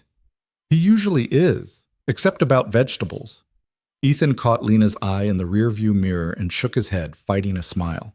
At Lena's apartment building, Ethan insisted on going up first to check that everything was secure. He left Lena and Mia in the lobby with Lou the super, who'd been briefed on the situation and promised to keep an eye out. "Your boyfriend's a good guy," Lou said, nodding toward the stairs where Ethan had disappeared. "He's not my boyfriend." "Could have fooled me. We're just friends." Lou gave her a look that suggested he'd been alive too long to buy that line. "Sure, sweetheart, just friends." 5 minutes later, Ethan returned and gave the all clear. Lena went up with Mia while Ethan stayed in the lobby to talk to Lou about maybe installing a security camera in the hallway. Lena's apartment looked exactly as she'd left it. Bed unmade. Coffee mug in the sink. The chair still wedged under the door handle, which she'd had to move to get in. Nothing was out of place, but somehow it all felt contaminated now. This space she'd tried to make safe had never been safe at all. "Your apartment is small," Mia observed, looking around. "Yeah, it is. Smaller than ours. Most places are. But it's cozy, like a nest." Mia flopped onto the bed. "Can I help you pack?" "Sure, sweetie." They packed together, Mia carefully folding clothes that Lena would have to refold later, but not having the heart to say so. The little girl kept up a steady stream of conversation, asking questions about everything from why Lena had so many black shirts to whether she preferred cats or dogs to what her favorite dinosaur was. "I don't know if I have a favorite dinosaur," Lena admitted. "Everyone has a favorite dinosaur. Mine's the Ankylosaurus because it has a club tail and armor and nobody messes with it." "That's a good choice." "What about you?" Lena considered. "Maybe the pterodactyl." "That's not technically a dinosaur." "It's not?" "Nope. It's a flying reptile. Different family." Mia said this with the absolute authority of someone who'd watched a lot of nature documentaries. "But it's still cool." "Then that's my favorite flying reptile." "Better." By the time Ethan came back upstairs, Lena had packed enough clothes for a week, plus toiletries, her laptop, and the few personal items that actually mattered to her. It fit in 2 bags, which said something depressing about her life. "Lou's going to talk to the landlord about the security camera," Ethan reported, "and he's got my number if anything seems off." "Thank you." "Stop thanking me. Make me." The words had become a running joke between them, a bit of lightness in an otherwise dark situation. Ethan's eyes met hers, something warm flickering there, and Lena felt her breath catch. "Can we go now?" Mia asked, oblivious to the moment. "I'm hungry, and Daddy said we could get lunch on the way home." I said maybe. That's basically yes. That's absolutely not yes. "But I'm helping. I helped Lena pack." Ethan looked at Lena, who shrugged. "She did help. You're both impossible." "So, lunch?" Mia asked hopefully. "So lunch," Ethan confirmed, and Mia pumped her fist in victory. They stopped at a diner halfway between Lena's apartment and Ethan's, the kind of place with red vinyl booths and laminated menus, and a waitress who called everyone Hononso. Mia ordered pancakes even though it was lunchtime, and Lena didn't have the heart to suggest otherwise. "She's going to crash so hard this afternoon." Ethan muttered as Mia drowned her pancakes in syrup. Worth it, though, Lena said, watching the little girl's obvious joy. Yeah, it is. They ate mostly in comfortable silence, Mia providing enough chatter for all three of them. She was in the middle of explaining why unicorns were scientifically possible when Lena's phone buzzed. Martinez. She answered immediately, stepping outside the diner for better reception. Ethan watched through the window, his expression tense. Ms. Hayes, we brought Marcus Hoffman in for questioning this morning. Lena's knees went weak. And? He denied everything. Said he hasn't contacted you in months, that you're making things up because you can't handle the breakup. That's not... I know. We showed him the photos he sent, the text logs from the burner phones. He claimed his phone must have been hacked, that someone's setting him up. You can't possibly believe that. I don't. But without concrete proof that he's the one sending the messages and taking the photos, it's hard to make charges stick. Martinez paused. However, we did make something very clear to him. We have a file on him now. We're watching. And if he comes near you again, we will arrest him for violating the restraining order. No questions asked. Did he seem scared? Yeah, he seemed scared. Whether that'll stop him is another question. Lena closed her eyes. So what now? Now you keep documenting everything. Keep your phone clean. Vary your routine. And if you see him, anywhere, anytime, you call me immediately. Okay. Ms. Hayes, Lena, I know this isn't the outcome you wanted, but we're building a case. This stuff takes time. There was that word again. Time. I know, Lena said. Thank you for trying. She hung up and stood on the sidewalk for a moment, watching traffic pass, trying to steady herself. The police had questioned Marcus, put the fear into him. That should feel like a victory. It didn't feel like a victory. It felt like a stay of execution. She went back inside. Ethan took one look at her face and knew. They talked to him, he said. He denied everything, said I'm making it up. Ethan's jaw clenched, but he didn't say anything, just reached across the table and took her hand, squeezing once. Mia, still working on her pancakes, looked between them. Is the mean man going to leave Lena alone now? I hope so, sweetheart, Ethan said.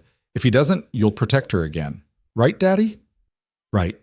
Mia nodded, satisfied, and returned to her breakfast. Lena held on to Ethan's hand like a lifeline and tried to believe that maybe, just maybe, this would be enough. That Marcus would back off. That she could finally stop running. But deep down, she knew better. This wasn't over. Not even close. The silence lasted 4 days this time. 4 days where Lena stayed at Ethan's apartment, sleeping in the guest room that smelled faintly of lavender detergent, eating meals at his kitchen table, slowly learning the rhythms of his and Mia's life. 4 days where she started to feel almost normal again, even as part of her stayed coiled tight, waiting for Marcus to prove that the police visit had meant nothing. On the 5th day, everything shattered. Lena was making coffee in Ethan's kitchen. He'd left early to drop Mia at school when her phone rang. Claire. Hey, Lena answered, wedging the phone between her shoulder and ear as she poured water into the coffee maker. What's up? Are you okay? Claire's voice was tight with something that sounded like panic. Lena's hand stilled. Yeah, I'm fine. Why? Marcus just called me. The coffee pot slipped from Lena's grip, shattering against the tile floor. Water and glass went everywhere. He what? He called me. On my cell. I don't know how he got my number. I changed it after you left him. But he called and said... Claire's voice broke. Lena, he knows where I live. He described my house. He knew about the kids' school. Ice flooded Lena's veins. What did he say? That he's worried about you. That you've been telling people lies about him, and he just wants to make sure you're okay. That maybe I should encourage you to get help. Claire was crying now. He sounded so reasonable, Lena. So calm. Like he actually cared. But the whole time he was talking, I kept thinking, he knows where my kids go to school. Lena's legs gave out. She slid down the cabinet until she was sitting on the floor, surrounded by broken glass and spilled water, phone pressed so hard to her ear, it hurt. I'm so sorry, she whispered. Claire, I'm so sorry. Don't apologize. This isn't your fault. Claire's voice hardened. But you need to tell the police right now. He's threatening my family. He didn't threaten you. Not technically. Lena, I know how this works. If he didn't make an explicit threat, the police can't do anything. Bitterness leaked into her voice. He's too smart for that. He knows exactly how far he can push without crossing the line. Then we make him cross the line. What? I'm recording everything, every call, every text, every time I see him near my house or the kid's school. And if he shows up, I'm calling the cops and pressing charges myself. Claire's voice was steel. He wants to come after my family? He just made the biggest mistake of his life. Lena wanted to tell her sister to stay out of it, that Marcus was dangerous, that she should just ignore him. But she knew Claire well enough to know that ship had sailed the moment Marcus mentioned her children. Be careful, Lena said instead. Please. You too. And call Martinez. Tell him what happened. After they hung up, Lena sat on the floor amid broken glass and tried to breathe. Marcus was escalating, moving from stalking her to threatening her family. This wasn't about winning her back anymore, if it ever had been. This was about control, about making sure she knew he could reach anyone she cared about, anywhere, anytime. She was still sitting there when Ethan came home. Shh. Jesus, Lena. He was across the room in 3 strides, pulling her to her feet, checking her for injuries. What happened? Are you hurt? I dropped the coffee pot. You're bleeding. She looked down. There was a cut on her palm, shallow but bleeding steadily. She hadn't even felt it. Ethan guided her to the couch and disappeared into the bathroom, returning with a first aid kit. He cleaned the cut with gentle efficiency, his hands steady even as his jaw stayed tight. What happened? He asked again, quieter this time. Marcus called my sister, told her he knows where she lives, where her kids go to school. Lena's voice was flat, disconnected. He's going after my family now. Ethan's hand stilled on the bandage. When? This morning, maybe an hour ago. Did she report it? She's going to, but he didn't technically threaten her, just implied, hinted. Did everything except say the actual words. Smart bastard. Yeah. Ethan finished bandaging her hand and sat back, studying her face. What are you thinking? That I need to end this. Lena. He's not going to stop, Ethan. The police questioning him didn't work. The restraining order is meaningless. He's just getting bolder. She met his eyes. I have to confront him. Absolutely not. It's the only way. No. Ethan's voice was hard. You confronting him alone is exactly what he wants. It gives him access to you without witnesses, without protection. Then I'll do it somewhere public, with witnesses. And then what? You tell him to leave you alone and he magically listens? That's not how this works. So what do you suggest? Lena's frustration boiled over. I just keep hiding, keep running, wait for him to hurt someone I love before the police finally do something? I suggest you let the system work. The system isn't working. It's never worked. She stood, pacing. He's been violating the restraining order for weeks. He put spyware on my phone. He stalked me to the park. And nothing happens because he's careful enough not to leave proof. Meanwhile, he's escalating and I'm just supposed to wait around for him to what? Show up at Claire's house? Follow Mia home from school? The words hung in the air, sharp and terrible. Ethan's face went pale. He wouldn't. You don't know that. You don't know what he's capable of when he doesn't get what he wants. Neither do you. Exactly. Which is why I need to face him. Tell him it's over. Make him understand. He already understands, Lena. He doesn't care. Ethan stood too, closing the distance between them. You think you're the first person to try reasoning with someone like this? My sister tried that, sat down with her ex, explained calmly that the relationship was over, that he needed to move on. You know what he did? Put her in the hospital. Lena flinched. I'm not trying to scare you, Ethan continued, his voice softer now. I'm trying to make you understand that confronting him won't fix this. It'll just give him what he wants, access to you. Then what do I do? You stay here. You stay safe. You let Martinez build his case. And you trust that eventually Marcus will make a mistake big enough that the police can act. And if he doesn't? If he just keeps circling, getting closer, hurting the people I care about? Lena's voice cracked. How long am I supposed to live like this? Ethan didn't have an answer for that. The sound of Lena's phone ringing cut through the tension. She grabbed it off the couch. Martinez. Ms. Hayes, your sister just filed a report. I'm on my way to take her statement now. What can you do? Honestly? Not much. He didn't make an explicit threat, but it's more evidence of a pattern. Combined with everything else, we might be able to get a judge to extend the restraining order to include your family members. Might. It's the best I can offer right now. Lena closed her eyes. What if I confronted him? Don't. Martinez's response was immediate and sharp. Do not engage with him in any way. No calls, no texts, no meetings. Nothing. But if I did, if I recorded it, got him to admit to the stalking, it wouldn't be admissible in court and it would put you in danger. Please, Ms. Hayes, don't do this. Then help me. Actually help me. Not just document and wait. I'm trying, I promise you, I'm trying. Martinez sighed. I've got 20 open cases right now, and yours is the only one I'm personally following up on. That should tell you something. It tells me the system is broken. Yeah, it is. But it's what we've got. He paused. Stay away from him, please. I'll call you after I talk to your sister. After Martinez hung up, Lena stood in Ethan's living room feeling like a caged animal. Every instinct screamed at her to do something. Confront Marcus, run away, fight back somehow. But all the reasonable voices, Ethan, Martinez, her own common sense, told her to wait. She was so tired of waiting. I need to go for a walk, she said abruptly. I'll come with you. I need to be alone. Lena, please, Ethan, I need to think. He looked like he wanted to argue, but something in her expression stopped him. Stay in public areas, keep your phone on, and if you see anything, you call me. I will. She grabbed her jacket and left before he could change his mind. The November air was crisp and clean, carrying the smell of wood smoke from somewhere nearby. Lena walked without direction, letting her feet carry her through residential streets lined with bare trees and houses decorated for the upcoming holidays.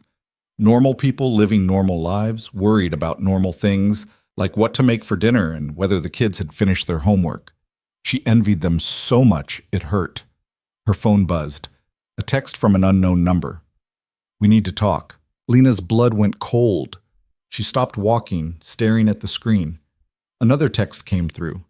I know you're scared, but I can explain everything. Just give me 5 minutes. Please, Lena, I miss you. Her hands shook as she blocked the number. Then another text appeared from a different one. You can't block me forever. I'll always find you. Lena's vision blurred. She was standing on a sidewalk in a quiet neighborhood in broad daylight, and Marcus was in her phone again, still watching, still reaching for her. She called Ethan. He's texting me again, different numbers. Where are you? I don't know, maybe 10 blocks from your place? Near a coffee shop called The Grind. I know where that is. Stay there. I'm coming to get you. Ethan, you don't have to... Stay. There. He hung up. Lena went into the coffee shop and ordered something she didn't want, just to have a reason to be there. The barista was young, maybe 19, with bright blue hair and a name tag that said River. You okay? River asked, handing over a latte Lena hadn't really ordered but was too shaken to correct. Yeah, just bad day. Those are the worst. On the house, by the way. You look like you need it. Lena almost cried at the simple kindness. Thank you. She found a table by the window and pulled out her phone to screenshot the texts from Marcus. Her hands were still shaking, the words blurred together. I know you're scared, like he wasn't the reason she was scared in the first place. I can explain everything. What was there to explain? The stalking? The threats? The violation of her privacy?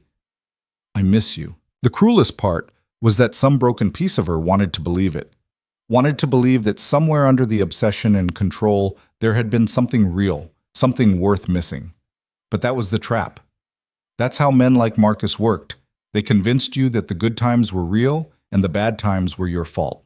That if you just tried harder, loved better, stayed longer, things would get better. They never did. Ethan's SUV pulled up outside 15 minutes later. Lena grabbed her untouched latte and headed for the door, but River called after her. Hey, your boyfriend's hot. Despite everything, Lena almost smiled. He's not my boyfriend. Girl, the way he just drove over here because you needed him, he's something. River leaned on the counter, grinning. And for the record, he's looking at you through that window like you're the only person in the world. Lena glanced outside. Ethan was indeed watching her through the glass, his expression tight with worry. When their eyes met, something in his face softened. "We're just friends," Lena said, but it sounded weak even to her. "Sure you are. Have a better day, okay?" In the car, Ethan didn't ask questions, just drove them back to his apartment in silence, his hand finding hers across the center console and holding on tight. "I'm sorry," Lena said finally, "for snapping at you earlier, for walking off alone when you told me not to. Don't apologize for being human. I'm making your life complicated. My life was already complicated.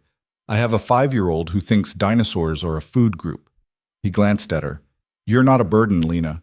You're—" He stopped, seemed to reconsider. "You're important to me, and I'm not going anywhere." "Why?" The question came out small, almost childlike. "Why do you keep helping me?" Ethan pulled into his parking spot and cut the engine. For a long moment, he just sat there, staring at his hands on the steering wheel. "Because the first time I saw you, you were terrified but still standing your ground," he said finally. "Because you asked a complete stranger for help and trusted me not to make it worse. Because you're kind to my daughter even when you're falling apart. Because you're stronger than you know, and you deserve better than what you're getting." He turned to face her, and Lena saw something raw and honest in his eyes. "And because somewhere along the way, I stopped pretending this was just about helping someone in trouble," Ethan continued, his voice quiet. "I care about you, Lena, more than I probably should given the circumstances. And I'm not going to apologize for that." Lena's breath caught. "Ethan, you don't have to say anything. I just need you to know you're not alone in this. Not anymore." They sat in the car, the silence stretching between them, heavy with things neither of them seemed ready to name. Finally, Lena reached over and took his hand. "Thank you," she whispered. "For what?" "For showing up, for staying, for making me feel like I'm worth fighting for." Ethan's fingers tightened around hers. "You are. You really are." The moment was broken by Lena's phone ringing. Martinez again. She answered on speaker. "Please tell me you have good news. I talked to your sister. She's filing for her own restraining order against Hoffman, listing her children as protected parties. It's a long shot, but if we can get 2 separate orders, it might actually mean something," Lena finished. "Maybe. Also, the DA's office is reviewing the evidence we've collected. All the texts, the photos, the spyware on your phone. They're considering whether it's enough for stalking charges." "When will they decide?" "Could be days, could be weeks. I'm pushing for days." Martinez paused. "I also wanted to give you a heads up. Hoffman hired a lawyer, guy named Richard Brennan. He's good, expensive, and he's already filing motions claiming you're harassing his client." Lena laughed, the sound harsh and brittle. "Of course he is. I know it sounds bad, but it's actually a good sign. It means Hoffman's scared. He's on the defensive." "Doesn't feel like he's on the defensive. He's still texting me, still—" "I need you to forward me those texts. Every single one. Timestamps, phone numbers, everything." "I will." "And Lena? The fact that he hired a lawyer means he knows we're building a case. He's preparing for the possibility of charges. That's progress." After they hung up, Lena forwarded the screenshots to Martinez, then sat staring at her phone like it might bite her. "Hey," Ethan said softly. "Come on. Mia gets out of school in an hour. Let's go pick her up together." "You sure? I don't want to—" "She's been asking about you all week. Said you promised to paint nails sometime and she's holding you to it." Despite everything, Lena felt herself smile. "I did promise that." "Then let's go. Get out of your head for a while." So they picked up Mia from school, listening to her excited chatter about the art project she'd made and the boy who'd stolen her eraser at recess. Back at the apartment, Lena spread out nail polish on the coffee table, a rainbow of colors Ethan apparently kept on hand for these occasions, and let Mia paint her nails bright purple with pink polka dots. "You're really good at this," Lena said, examining Mia's careful work. "I practice on Daddy sometimes, but he always picks boring colors." "I like navy blue," Ethan protested from the kitchen where he was making dinner. "That's not boring." "It's very boring. You should let Lena pick your color next time." "I don't think so." "Why not?" "Because then I'll end up with sparkles." "Sparkles are nice." "Sparkles are not appropriate for a 32-year-old man." "That's ageist," Mia declared, and both adults had to laugh. For a few hours, Lena let herself exist in this borrowed life. She ate dinner with Ethan and Mia, helped with the dishes, sat on the couch, while Mia insisted on showing her every single stuffed animal she owned and their elaborate backstories. She felt the knot in her chest loosen slightly, the constant hypervigilance fade to something almost manageable. This is what normal felt like. This warmth, this ease, this sense of belonging. She wanted it so badly it scared her. After Mia went to bed, Lena and Ethan sat in the living room nursing beers, the TV on low in the background. "Thank you for today," Lena said. "For getting me out of my own head." "Any time." Ethan studied his beer bottle. "Can I ask you something?" "Yeah." "What are you going to do when this is over? When Marcus is finally out of your life for good?" Lena considered. She'd been so focused on survival that she hadn't thought much about what came after. "I don't know," she admitted. "Get my own place again, I guess. Something with better security this time. Maybe adopt a dog." "That's it? What else is there?" "I don't know. Dreams, plans, things you want to do that don't involve just surviving?" The question hit harder than it should have. Lena realized she'd stopped dreaming months ago. Everything had narrowed to simply making it through each day. "I used to want to go back to school," she said slowly. "Get my degree in social work, maybe work with women leaving bad situations." "That's a good dream." "Yeah. Feels pretty far away right now, though." "Doesn't have to be." Ethan set his beer down. "You're already doing the hard part. Everything after this is just moving forward. You make it sound simple. It's not, but it's possible." He met her eyes. "And you're not alone in it. Not if you don't want to be." There it was again. That weight, that promise, that thing building between them that neither seemed willing to name directly. "Ethan," Lena started, then stopped. "I don't know if I'm ready for... after everything with Marcus, I don't know if I can..." "I know," he said quietly. "I'm not asking you to be ready. I'm just telling you that when you are, if you are, I'll be here." Lena felt tears prick her eyes. She blinked them back. "You barely know me." "I know enough. You know the broken version, the one who's being stalked and can't keep it together. That's not all you are. It feels like all I am lately." Ethan reached over and took her hand. The gesture so familiar now, it felt natural. "You're also the person who makes my daughter laugh, who drinks terrible coffee without complaining, who apologizes for things that aren't your fault because you're so used to taking responsibility for other people's behavior." His thumb brushed over her knuckles. "You're more than what he did to you, Lena. A lot more." She wanted to believe him, wanted to see herself the way he apparently saw her, capable, worthy, whole. Maybe someday she would. "Thank you," she whispered. They sat like that for a while, hands linked, watching mindless television neither of them was really paying attention to. And for the first time in longer than Lena could remember, the future felt like something other than just more fear. Her phone buzzed on the coffee table. Both of them tensed. But it was just Claire. "Claire, restraining order approved. Covers me and the kids. Takes effect. Monday." Lena, "That's good. Really good." Claire, "How are you holding up?" Lena, "Better than I was this morning." Claire, "Good. Love you." Lena, "Love you too." Lena showed Ethan the message. He nodded, some of the tension leaving his shoulders. "Progress," he said. "Yeah, finally." But even as she said it, Lena couldn't shake the feeling that they were just in the eye of the storm. That Marcus was out there somewhere, planning his next move, waiting for the perfect moment to strike. She was right. 3 days later, Marcus showed up at Mia's school. Ethan got the call while he was working from home, Lena sitting across from him at the kitchen table with her laptop.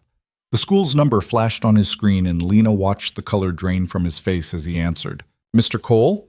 This is Principal Anderson. There was an incident today at pickup. A man approached your daughter on the playground, said he was a friend of the family. Our teachers intervened before he could get close, but I wanted to let you know immediately." Ethan's hand clenched around the phone so hard Lena heard the case creak. "Is Mia okay?" "She's fine. A little confused, but fine. We've asked the man to leave the premises and we're reviewing our security footage now." "What did he look like?" "Mid-30s, brown hair, leather jacket. He gave his name as Marcus." Lena felt the room tilt. "I'll be there in 10 minutes, Ethan said, his voice deadly calm. Don't let Mia out of your sight. He was already moving toward the door before he hung up. Lena grabbed her jacket and followed. I'm coming with you. Lena, he went after your daughter because of me. I'm coming. They made the drive in 8 minutes, Ethan's knuckles white on the steering wheel. Principal Anderson met them at the front office, a middle-aged woman with kind eyes and a no-nonsense demeanor. Mia's in the art room with her teacher, she said. She's okay, but she was asking why a stranger knew your names. Where is he now? Ethan's voice was tight. Gone, but we have him on camera approaching the fence. I've already called the police. She led them to her office and pulled up the security footage. There, clear as day, was Marcus, standing outside the chain-link fence surrounding the playground, calling to Mia, waving, smiling. Lena felt sick. That's him, she told Principal Anderson. That's Marcus Hoffman. There's a restraining order. He's not supposed to be anywhere near me or my family. He claimed to be a family friend. He's stalking Lena, Ethan said flatly, and now he's using my daughter to get to her. Principal Anderson's expression hardened. We take the safety of our students very seriously, Mr. Cole. I've already updated our security protocols. No one gets within 50 feet of this building without authorization. A uniformed officer arrived 20 minutes later to take their statements. Not Martinez, someone older, a sergeant named Williams, who listened with professional detachment as Lena explained the whole situation. And you're certain the man in the footage is the subject of your restraining order? Williams asked. Positive. Then we'll add this to the case file. Approaching a minor, especially one connected to the protected party, could constitute witness intimidation or stalking by proxy. Could? Ethan's voice was sharp. He showed up at my daughter's school. That's not could. That's illegal. I understand your frustration, Mr. Cole, but we need to establish intent. If he claims he didn't know the child's connection to Miss Hayes. He called her by name, Lena interrupted. He knew exactly who she was. Williams nodded. That helps. I'll make sure Detective Martinez gets this information immediately. After Williams left, Ethan went to collect Mia from the art room. She ran to him the second she saw him, wrapping her arms around his neck. Daddy, there was a man who knew my name, but I didn't know him, and Miss Patterson said I did good by not talking to strangers. You did perfect, sweetheart. Ethan's voice was thick. So perfect. Mia pulled back, noticing Lena for the first time. Lena, the man said he knew you too. Did he say anything else? Lena asked gently. Just that he was a friend and wanted to say hi, but Miss Patterson said we don't talk to people through the fence and brought me inside. Mia's face scrunched with confusion. Was he the mean man? Lena and Ethan exchanged a look. Yeah, baby, Ethan said quietly. That was the mean man. Oh, Mia processed this. He didn't seem mean, he smiled. Sometimes mean people smile, Lena said. That's how they trick you. That's not fair. No, it's not. They drove home in silence, Mia chattering from the back seat about her day, oblivious to the tension radiating from both adults. Once they were back at the apartment and Mia was settled with a snack and a cartoon, Ethan pulled Lena into his bedroom and closed the door. He crossed the line, Ethan said, his voice shaking with barely controlled rage. He went after Mia. I know. She's 5 years old, Lena. 5. And he used her to get to you. I know. I'm so sorry. Stop apologizing. Ethan's voice cracked. This isn't your fault. None of this is your fault. But He stopped, running his hands through his hair. I can't let him hurt my daughter. I can't. He won't. We'll make sure he can't get near her again. How? The school has security footage, we have witnesses, and he'll still probably get away with it because his lawyer will say he didn't know, didn't mean anything by it, was just trying to talk to you through your family. Ethan's laugh was bitter. The system doesn't work, Lena. You were right. It's broken, and it's not going to protect either of you. Then what do we do? Ethan met her eyes, and Lena saw something dangerous there, something that scared her a little. I don't know yet, he said quietly, but I'm done waiting for the police to fix this. Before Lena could respond, her phone rang. Martinez. She answered, her heart pounding. Ms. Hayes, I just got the report from the school. Is Mia okay? She's fine. Shaken up, but fine. Good.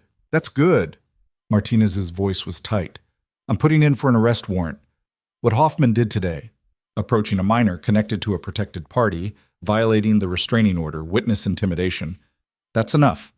The DA's been on the fence, but this tips it. We're bringing him in." Lena's knees went weak. "When?"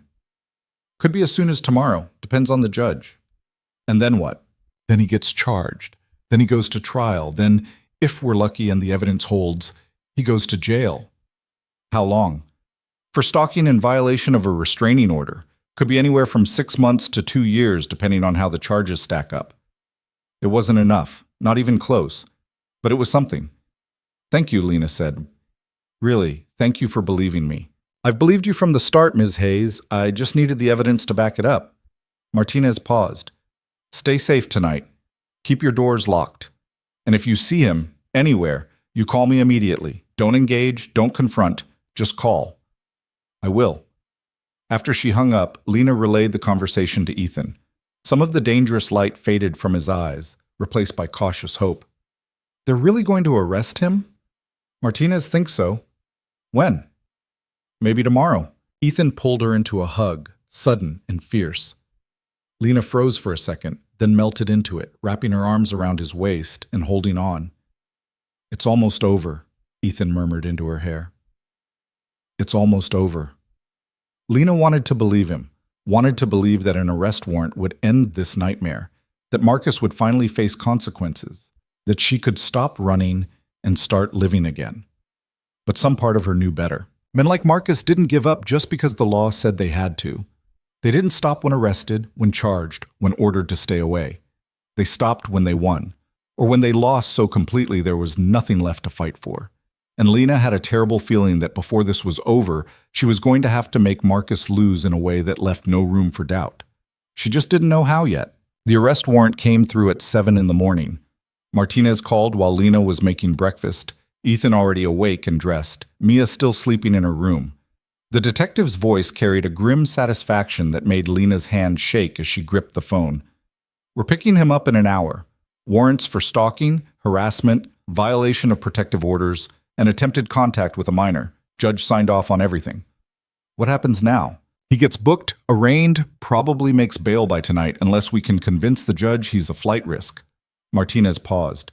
"But the charges are solid, Lena. Even with his fancy lawyer, this is going to stick."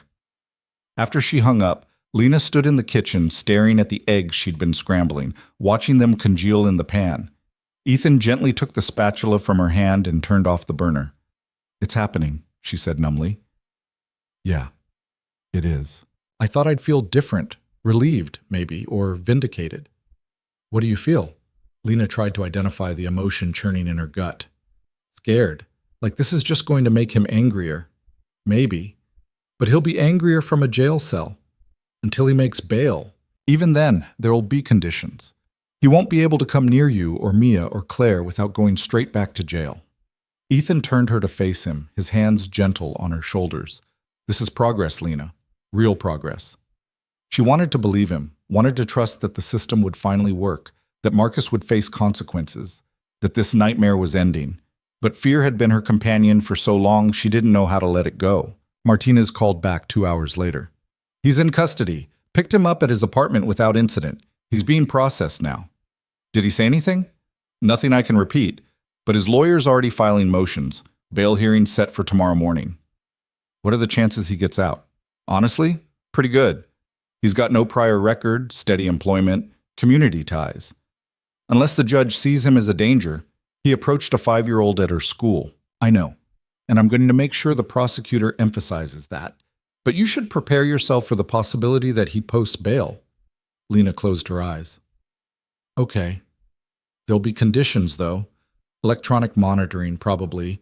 Strict orders to stay away from you, your family, Ethan, Mia. Any violation lands him back in jail immediately. No second chances." "Okay," Lena said again, because what else was there to say? The rest of the day passed in a strange haze. Ethan took Mia to school, extra security protocols now in place, while Lena sat in his apartment trying to work on her laptop and failing to focus on anything. Her phone stayed silent. No texts from unknown numbers. No calls. No photos. The quiet should have been comforting. Instead, it felt ominous. Claire called around noon, her voice tight with contained emotion. Martinez told me they arrested him. This morning. Good. It's good. Claire paused. How are you? I don't know. Numb, maybe. You're allowed to feel however you feel, you know. There's no right way to react to this. Lena picked at a loose thread on the couch cushion. I keep waiting for the other shoe to drop. Maybe there isn't another shoe. Maybe this is just over. Maybe. But Lena didn't believe it. Couldn't let herself believe it. Not yet. The bail hearing happened the next morning at 10. Lena didn't attend. Martinez advised against it, said her presence might inflame the situation. But she sat in Ethan's living room, refreshing her phone every 30 seconds, waiting for news. Ethan sat beside her, working on his laptop, but checking on her every few minutes. Mia was at school, the day stretching out long and tense. At 11:15, Martinez called. He posted bail. Lena's stomach dropped. How much? $50,000. He paid it in cash. Of course he did. But the conditions are strict, Lena. House arrest with GPS monitoring. He can go to work and back, that's it. Restraining order's been extended to 1,000 feet from you, your family, and anyone else named in the protective orders. He violates any of this, he goes straight back to jail. When does he get out? He's being released now. Now? Lena's voice went sharp. He's already out? The monitoring ankle bracelet is being fitted as we speak. He won't be able to get within 1,000 feet of you without us knowing immediately. After Martinez hung up, Lena sat frozen on the couch. Marcus was out, free, walking around the city with nothing but an ankle bracelet and some court orders to keep him away from her. Hey, Ethan's voice pulled her back. He can't get near you. The second he tries, he's done. You don't know that. Yeah, I do. The monitoring system is real time. The police get an alert the instant he enters a restricted zone. And what if he doesn't care? What if he's willing to go to jail just to... Lena couldn't finish the sentence. Then he goes to jail and that's it. He's done. No bail, no second chances. Ethan took her hand. I know you're scared, but the walls are closing in on him. Every move he makes now is being watched. Lena wanted to believe it, but she'd learned the hard way that walls didn't stop someone determined enough to break through them. 3 days passed, then 5, then a week. No contact from Marcus. No texts, no calls, no mysterious appearances. According to Martinez, the GPS monitoring showed Marcus going to work and coming home. Nothing else. He was following the rules. Lena should have felt safer. Instead, she felt like she was holding her breath, waiting for something terrible that hadn't happened yet. She went back to her apartment on day 8 just to check on things. Ethan offered to come, but she needed to do this alone. Needed to prove to herself that she could walk into her own home without falling apart. The studio looked exactly as she'd left it, just dustier. Mail piled up inside the door, mostly junk. The chair still wedged under the door handle from the inside, which meant Lou had let her in through the building entrance. Lena walked through the space that had been her sanctuary and her prison, and felt nothing but relief that she didn't have to stay here anymore. Her phone buzzed. Unknown number. Her heart stopped. But when she opened it, it was just a text from her dentist confirming an appointment. She'd forgotten she'd given them this number. She blocked it anyway just to be safe. Back at Ethan's apartment, Lena found him and Mia building what appeared to be an elaborate blanket fort in the living room. Lena! Mia waved from inside the fort. Come see! We made a castle! Lena ducked inside, finding herself in a surprisingly spacious tent constructed from sheets, couch cushions, and an impressive amount of duct tape. This is amazing. Daddy did most of it, but I supervised, Mia said proudly. Supervising is very important. It absolutely is. You can live in here with us if you want. There's room. Lena's throat tightened. That's very sweet of you, Mia. I mean it. You're part of the family now. Mia said this with such absolute certainty that Lena had to look away before the little girl saw her eyes water. Ethan caught her gaze from across the fort, something soft and unguarded in his expression. Yeah, he said quietly. You are. That night, after Mia was in bed, Lena and Ethan sat on the couch, the blanket fort still standing in the middle of the living room because Mia had declared it permanent. I need to tell you something, Lena said. Ethan set down his beer. Okay. I'm going back to my apartment next week. His face fell. Lena, not because I don't feel safe here. Not because I don't... She stopped, choosing her words carefully. You've done so much for me. More than anyone should have to. And I'm grateful. I really am. But I can't keep living in your guest room forever. Why not? Because it's not fair to you or Mia. Because I need to learn how to stand on my own again. Because... She met his eyes. Because if I stay, it won't be because I'm hiding anymore. And I don't know if I'm ready for what that means. Understanding flickered across Ethan's face. Lena, I care about you, she interrupted. A lot. More than I probably should given everything. But I'm still a mess, Ethan. I'm still scared most of the time. I still check over my shoulder and I still can't sleep without checking all the locks twice. Her voice cracked. You deserve someone who has their life together. Not someone who's barely holding it together. You think I have my life together? Ethan laughed, but it wasn't unkind. Lena, I'm a single dad working freelance jobs and eating cereal for dinner half the time. I let my daughter supervise structural engineering projects.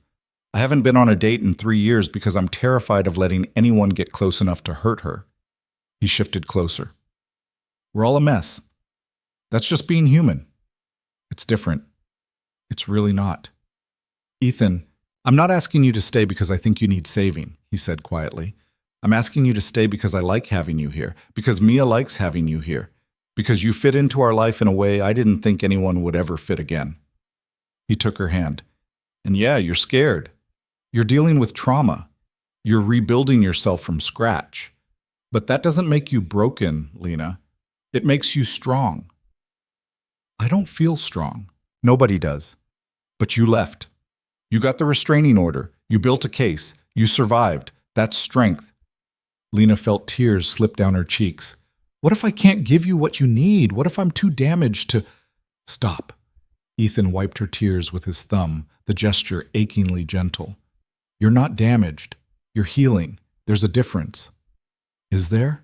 Yeah, damaged things stay broken. Healing things get better. He smiled slightly. You're getting better, Lena. I see it every day. What if Marcus... He's going to trial. He's going to jail. And even if he wasn't, I meant what I said before. I'm not going anywhere. Lena searched his face, looking for doubt, for hesitation, for any sign that this was too much for him. She found none. I'm not ready, she whispered, for whatever this is. Not yet. I know, and that's okay. Is it? Yeah. Ethan squeezed her hand. I can wait. However long you need.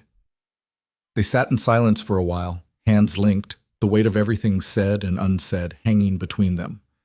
Can I still stay in the guest room? Lena asked finally. Just for a little while longer? As long as you want. And we don't call this anything yet? We don't call it anything. Okay. Lena leaned her head on his shoulder, feeling some of the tension drain from her body. Okay. 2 weeks later, Marcus violated the restraining order. It happened at 7 in the morning on a Tuesday. Lena was walking to the coffee shop 3 blocks from Ethan's apartment, her new routine, one Marcus couldn't have predicted, when she saw him. He was standing across the street, no longer trying to hide, just watching her with that same expression that used to look like love but now looked like possession. Lena froze. Her phone was already in her hand. She called 911. There's a man violating a restraining order. He's supposed to be on house arrest with GPS monitoring. He's across the street from me right now. The dispatcher took her location and told her to stay on the line, that officers were on the way. Marcus didn't move, didn't approach, just stood there watching her, his face expressionless. Lena's hands shook, but she held his gaze, refused to look away, refused to run. You need to leave, she called across the street. I just wanted to see you. You're violating your bail conditions. I don't care. The police are coming. I know. Marcus took a step into the street. I just need 5 minutes. That's all. 5 minutes to explain. There's nothing to explain. It's over, Marcus. It's been over. You don't mean that. I really do. He took another step. Cars honked, but he ignored them. Lena's heart hammered, but she didn't back up, didn't show fear, just stood her ground on the sidewalk and waited. You're going to throw away everything we had? Marcus's voice rose. 2 years, Lena. 2 years of our lives. 2 years where you controlled me, where you tracked my phone and isolated me from my friends and made me feel like I was crazy for wanting my own life. I loved you. No. Lena's voice was steady now, cold and clear. You loved owning me. There's a difference. That's not. You put spyware on my phone, you followed me, you stalked my family, you approached a 5-year-old at her school. Each word was a hammer blow. That's not love, Marcus. That's obsession, and I'm done being the object of it. Marcus's face contorted with rage. He started across the street. Sirens cut through the morning air. 2 police cruisers came around the corner, lights flashing. Martinez was in the lead car. Marcus stopped in the middle of the street, caught between Lena and the approaching police, and for a terrible moment Lena thought he might run at her anyway, might decide that if he was going to jail, he'd make it count. But then Martinez was out of the car, hand on his weapon, voice carrying clear and hard. Marcus Hoffman, you're under arrest for violation of bail conditions and violation of a protective order. Get on the ground, now. Marcus looked at Lena one more time. She saw desperation there and rage, and something that might have been grief. Then he got on his knees. Martinez and another officer had him cuffed in under a minute. As they hauled him to his feet, Marcus called out, "This isn't over, Lena. You know it isn't." Lena watched them put him in the back of the cruiser, watched Martinez read him his rights, watched the car pull away with Marcus inside. And she knew he was wrong. It was over. Right there, in that moment, with her standing on a sidewalk in the November cold and Marcus in handcuffs, it was finally, truly over. Martinez walked over once the cruiser left. "You okay?" "Yeah, I'm okay. That was brave, standing your ground like that." "It didn't feel brave." "It never does." Martinez handed her a card. "Prosecutor's going to want a statement. Call that number when you're ready." "What happens to him now?" "Bail gets revoked. He stays in jail until trial. And with this violation on top of everything else?" Martinez shook his head. "His lawyer's got nothing left to work with. He's going away for a while." After Martinez left, Lena stood on the sidewalk watching traffic pass, feeling like she'd run a marathon. Her phone buzzed. "Ethan. Ethan. Martinez just called. Are you okay?" Lena. "I'm okay. He's in custody." Ethan. "Where are you?" Lena. "Corner of 5th and Madison." Ethan. "Stay there. I'm coming." He arrived 10 minutes later, leaving the car running as he pulled her into a fierce hug. "I'm okay," Lena said into his shoulder. "Really? I'm okay. I know, I just needed to see you." They stood like that for a while, wrapped around each other on a city sidewalk, while the world moved around them. Finally, Ethan pulled back. "Come on, let's get you home." "I never made it to the coffee shop." "We'll make coffee at home." "Your coffee's terrible." "I know." He smiled. "But it's ours." The trial happened 3 months later. Lena testified for 45 minutes, walking the jury through every text, every call, every violation. Ethan testified about the park, the grocery store, the school. Claire testified about the phone call, and Marcus describing her house. The tech from the phone shop testified about the spyware. Marcus's lawyer tried to paint Lena as unstable, vindictive, unable to let go of the relationship. But the evidence was overwhelming. The jury deliberated for less than 3 hours. Guilty on all counts. The judge sentenced him to 18 months in prison, followed by 3 years probation with strict no-contact orders. It wasn't long enough, would never be long enough, but it was something. Walking out of the courthouse, Lena felt lighter than she had in over a year. "It's done," Claire said, linking her arm through Lena's. "It's really done." "Yeah, it is."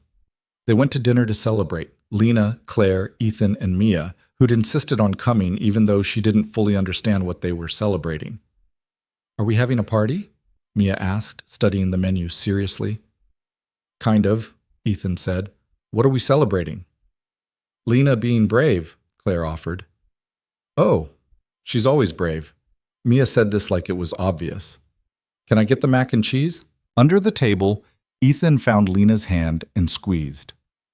6 months after that, Lena stood on the same park bench where it had all started. It was a warm May afternoon, the kind where the whole city seemed to exhale after a long winter. Families dotted the park, kids on the playground, couples on blankets in the grass. Lena had her own apartment now, a one-bedroom in a building with actual security, paid for partly with the settlement from a civil suit against Marcus. She'd enrolled in community college, working toward that social work degree she'd talked about. She saw a therapist twice a week and was slowly learning how to be in her own skin again. And she'd been seeing Ethan, actually seeing him, not just staying in his guest room or pretending they were just friends. It had started slow.